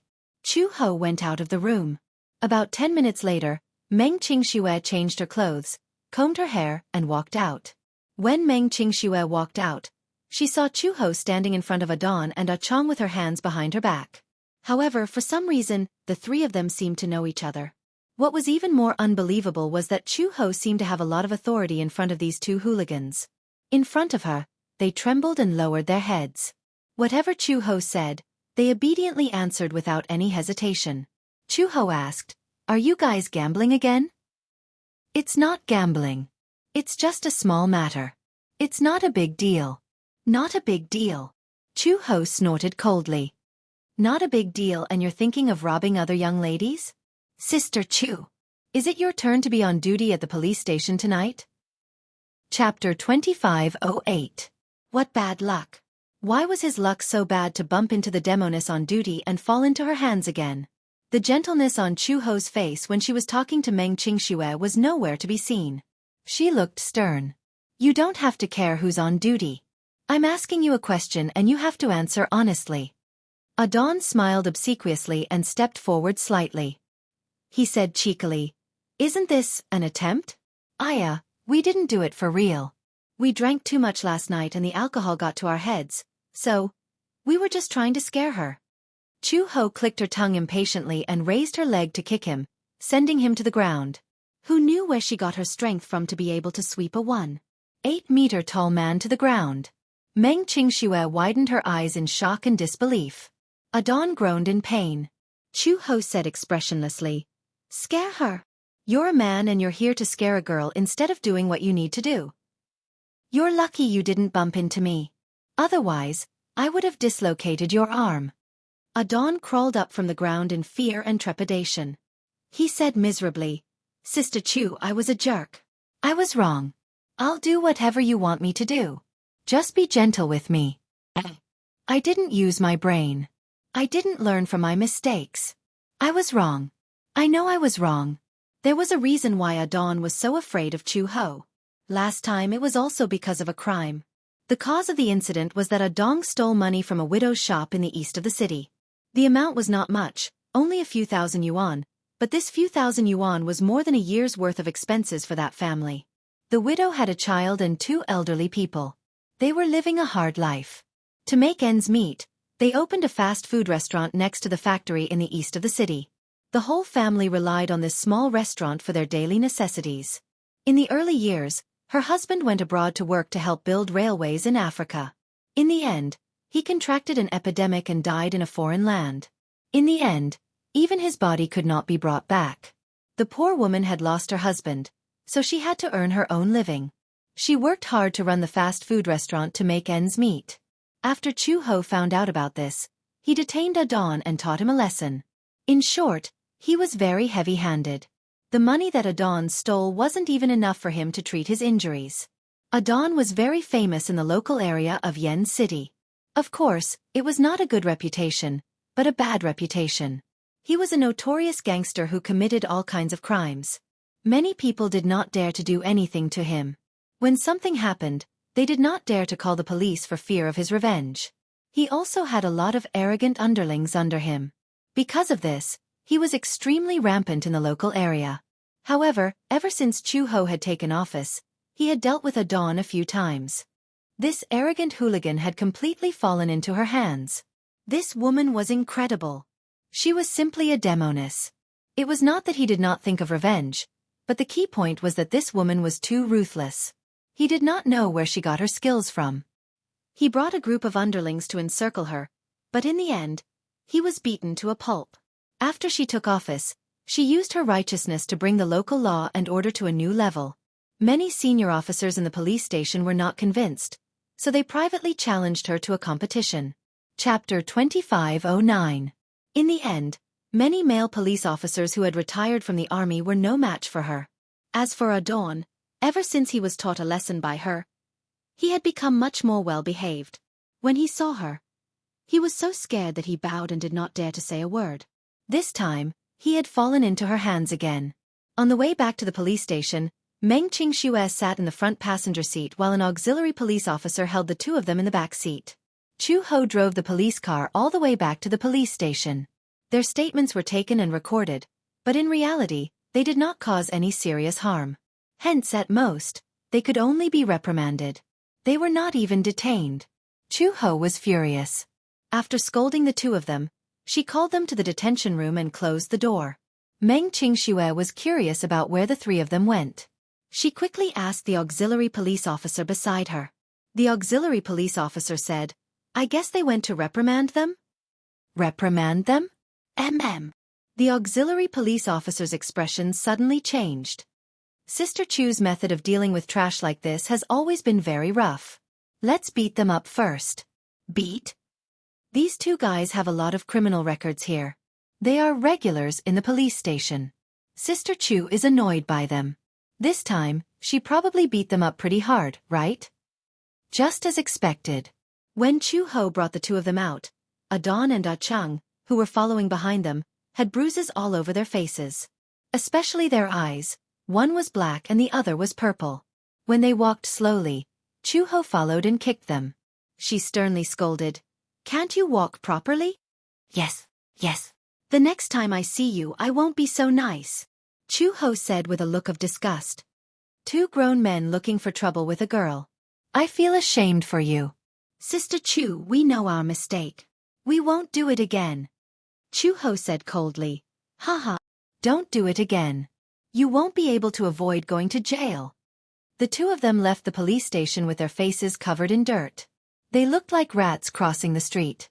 Chu Ho walked to Meng Qingxue. She raised her eyebrows and smiled. "Okay, it's okay. You can go back now." Meng Qingxue was suddenly a little worried. She stammered, wanting to say something, but hesitated. Suddenly she asked worriedly, "I definitely don't dare to stay in that hostel. I just don't know if there are any other hostel around here, or a cheaper one. I'll stay here for a night and look for a place to stay tomorrow morning." "Looking for a house?" Chu Ho was surprised. "Are you looking for a house in Yen City?" "Yes. Why?" Chu Ho was even more puzzled. "Only the people here are racking their brains to rush to the city, but I've never seen anyone from the city come to this remote and desolate place." Meng Qingxue wanted to say something but hesitated. Her face was full of worry. Chu Ho knew that she was going back to the hostel alone. He was worried that the two hooligans would go back and take revenge, so he said helplessly, "If you don't mind, why don't you come to my house first? It just so happens that I'm also getting off work, so I'll give you a ride home." "Can I?" Meng Qingxue was a little uneasy. "Won't I disturb you?" Chu Ho shook her head and said generously, "No, you won't. There's only me and my son at home. The house is quite big, so there's an empty room for you to stay in." Meng Qingxue was a little surprised. "Son, you're married?" She was surprised because Chu Ho was so young that she didn't look like a married woman with children. Chu Ho shook her head. "No." Chapter 25:10. Meng Qingxue suddenly realized that she had asked too much.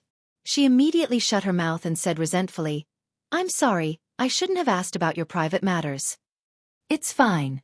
Chu Ho said, "I don't know how to answer this question because I don't know who the father is." "How can that be?" Meng Qingxue frowned curiously. She was more concerned about this topic because she might have found a kindred spirit.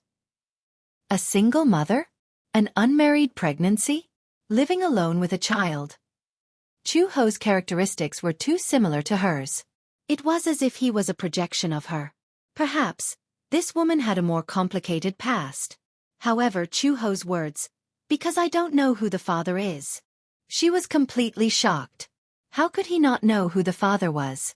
Chu Ho saw that her eyes were full of curiosity, but he didn't seem to be disgusted. He smiled and said casually, "This matter is complicated. We'll talk about it later. I'm going to change first. Just wait for me here." Okay. Meng Qingxue sat on the chair obediently and waited. When Chu Ho walked out after changing into his casual clothes, Meng Qingxue immediately stood up. "Let's go back to the inn." Meng Qingxue was a little surprised, but she heard Chu Ho say, "Some of your clothes are still there, right? Plus your deposit, it should be returned." She immediately said, "Actually, it's fine if you don't return it." "Is it really fine?" Chu Ho stopped in his tracks and looked her up and down unhurriedly. Suddenly, he smiled and said meaningfully, "Since you're pregnant and want to give birth to the child, you need to spend money on food and clothes. Naturally, you have to save some money." Meng Qingxue was shocked. She opened her mouth but didn't say anything in the end. She followed him silently. Chu Ho drove a motorcycle. He started the engine and put on the helmet. Then, he patted the back seat and said, "Get on." Meng Qingxue got on. "Hug me. The wind is strong. It's better to hide behind me. Aren't you cold?" "I'm used to it. I have a good physique." "Okay." Chu Ho drove her back to the inn and took back the deposit and clothes. The inn owner also felt embarrassed about what had happened. Moreover, he gave Chu Ho face, so he gave her the money for the room. On the way back, Meng Qingxue asked curiously, "Officer Chu. Just call me Sister Chu. How did you know that I'm pregnant?" She didn't mention anything about it from the beginning to the end. How did she find out? "Chu," he said, "on the way here, when you were sitting in the front passenger seat, I saw you lowering your head and silently stroking your lower abdomen. Only pregnant women would do such a thing." Meng Qingxue was stunned for a moment. Then, she realized what was going on. She couldn't help but admire her keen observation. "You were so observant? Where's the child's father?" Chu Ho suddenly asked. "Why are you alone? Isn't the child's father with you?" Meng Qingxue's face suddenly showed a look of disappointment. Then she smiled bitterly and said, "My father doesn't want this child, but I want it, so." Chapter 25:11. Meng Qingxue was surprised by her analytical ability. She was stunned for a moment before she said, "I really can't bear to do that. This is our flesh and blood, and also my first child. I can't abandon him. Maybe it's because of my maternal instincts? Just imagine how painful it would be to have an abortion and the separation of flesh and blood." "Did that man let you down?" Chu Ho suddenly asked. Meng Qingxue's gaze was a little empty. She lowered her eyelashes silently and suddenly laughed. "It's not that I let him down. It's just that from the beginning to the end, it was more of my wishful thinking. I realized that I shouldn't continue to be obsessed with him since I've woken up from my dream. Now, I just want to rent a small house in a small nameless city, peacefully give birth to the child, and raise him. There aren't many vacant houses for rent in Yen City because the people here are more conservative. They're not very willing to rent out their houses." Chu Ho changed the topic. "However, if you don't mind, you can stay at my place." "Your place?" Chu Ho said, "I bought a house last year. Although it's not big, there's an extra room. If you don't mind, you can stay there." "Really?" Meng Qingxue was overjoyed. She didn't expect to find a stable place to live so quickly. More importantly, the person who provided the house was the police, so at least her personal safety was guaranteed. "How about the rent?" "There's no need to pay rent, right? Anyway, the house is empty, and now there's a layer of dust on it." Meng Qingxue was dissatisfied. "The rent should be paid. Since I'm living in your house, then I should pay you rent. There's no doubt about that. If you insist on giving me 300 yuan, then I'll take it. The rent here isn't expensive." Meng Qingxue said, "Okay."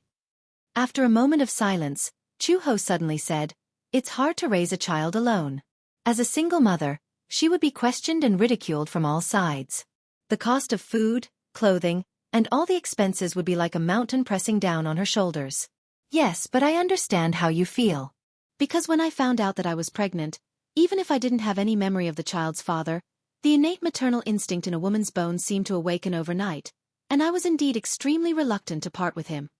She has no memory of the child's father? Meng Qingxue was shocked. How is that possible? Don't you know how the child came about? Chu Ho looked straight ahead and said expressionlessly, 5 years ago when I woke up, I was in a homestay in Yen City. Yen City is close to the sea. They all said that I was fished out from the sea. When they found me, I was lying on a large wooden board and had fainted. Fortunately, my limbs were frozen stiff, so I didn't fall into the sea. When I woke up, I had almost no memory. I didn't even know my own name. The name, Chu Ho, was given to me by myself. No memory at all? Meng Qingxue asked carefully. Is it because of amnesia? Chapter 25:12. You don't have any memories? Meng Qingxue asked carefully. Is it because of amnesia? Chu Ho said, yeah, the back of my head seems to have been hit by a hard object. It's bleeding. The doctor said that I don't have any memory of my past. It's probably because my head was hit. Your head was hit. Meng Qingxue was a little surprised. Don't tell me you don't have any memory of what happened before? Yeah, I don't even remember who I am. Even my name, my past, my background, and who my family is, I don't have any memory of it.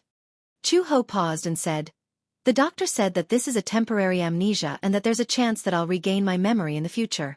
But even after 5 years, I still can't remember a single thing about my past. Meng Qingxue was a little surprised. At the same time, she felt that it was a little unbelievable.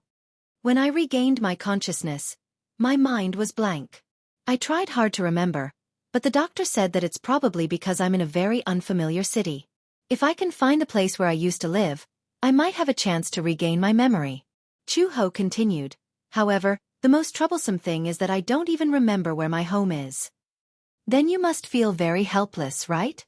Meng Qingxue was silent for a moment and said, if I had forgotten anything and went to a very unfamiliar place, I would definitely feel very lost. Even if I'm lost, I still have to try my best to survive. Chu Ho told her what happened next. After her body recovered, she left the hospital. Because she had nowhere to go, she settled down in the village. Because she didn't have any identification, the village chief went to the relevant departments to investigate the missing person, but there was no result. The village chief felt sorry for her being alone, so he let her stay at his house and settled down. 8 months later, the child was born. It was a healthy little boy. The village chief immediately used his connections to register the child's DNA on the internet. That way, even if there was a clue, they could quickly investigate the ins and outs of her identity. Before she got this job, she helped the village chief and his family do some work in the fields. However, she accidentally discovered the hidden potential in her body. Once at night, she rode her bike to the county to help the village head and his family purchase some daily necessities. At that time, the entertainment industry in the county had just started to rise. On the streets of the town center, there were many sauna shops, karaoke shops, and small bars. On her way home, she happened to meet a group of hooligans who were pestering a lone woman. Those hooligans seemed to be drunk and were touching the woman. She couldn't stand it and went to help them. Unexpectedly, one of the men who seemed to be the leader of the group took out a dagger and waved it at her as if he was threatening her. Seeing that the dagger was about to cut into her body, she leaped into the air out of instinct and did a suave roundhouse kick. The man fell to the ground and fainted in an instant, losing consciousness. A group of people rushed up. In the end, there were 3 to 5 burly men, but within a few minutes, they were easily knocked to the ground by her. Each and every one of them was obedient.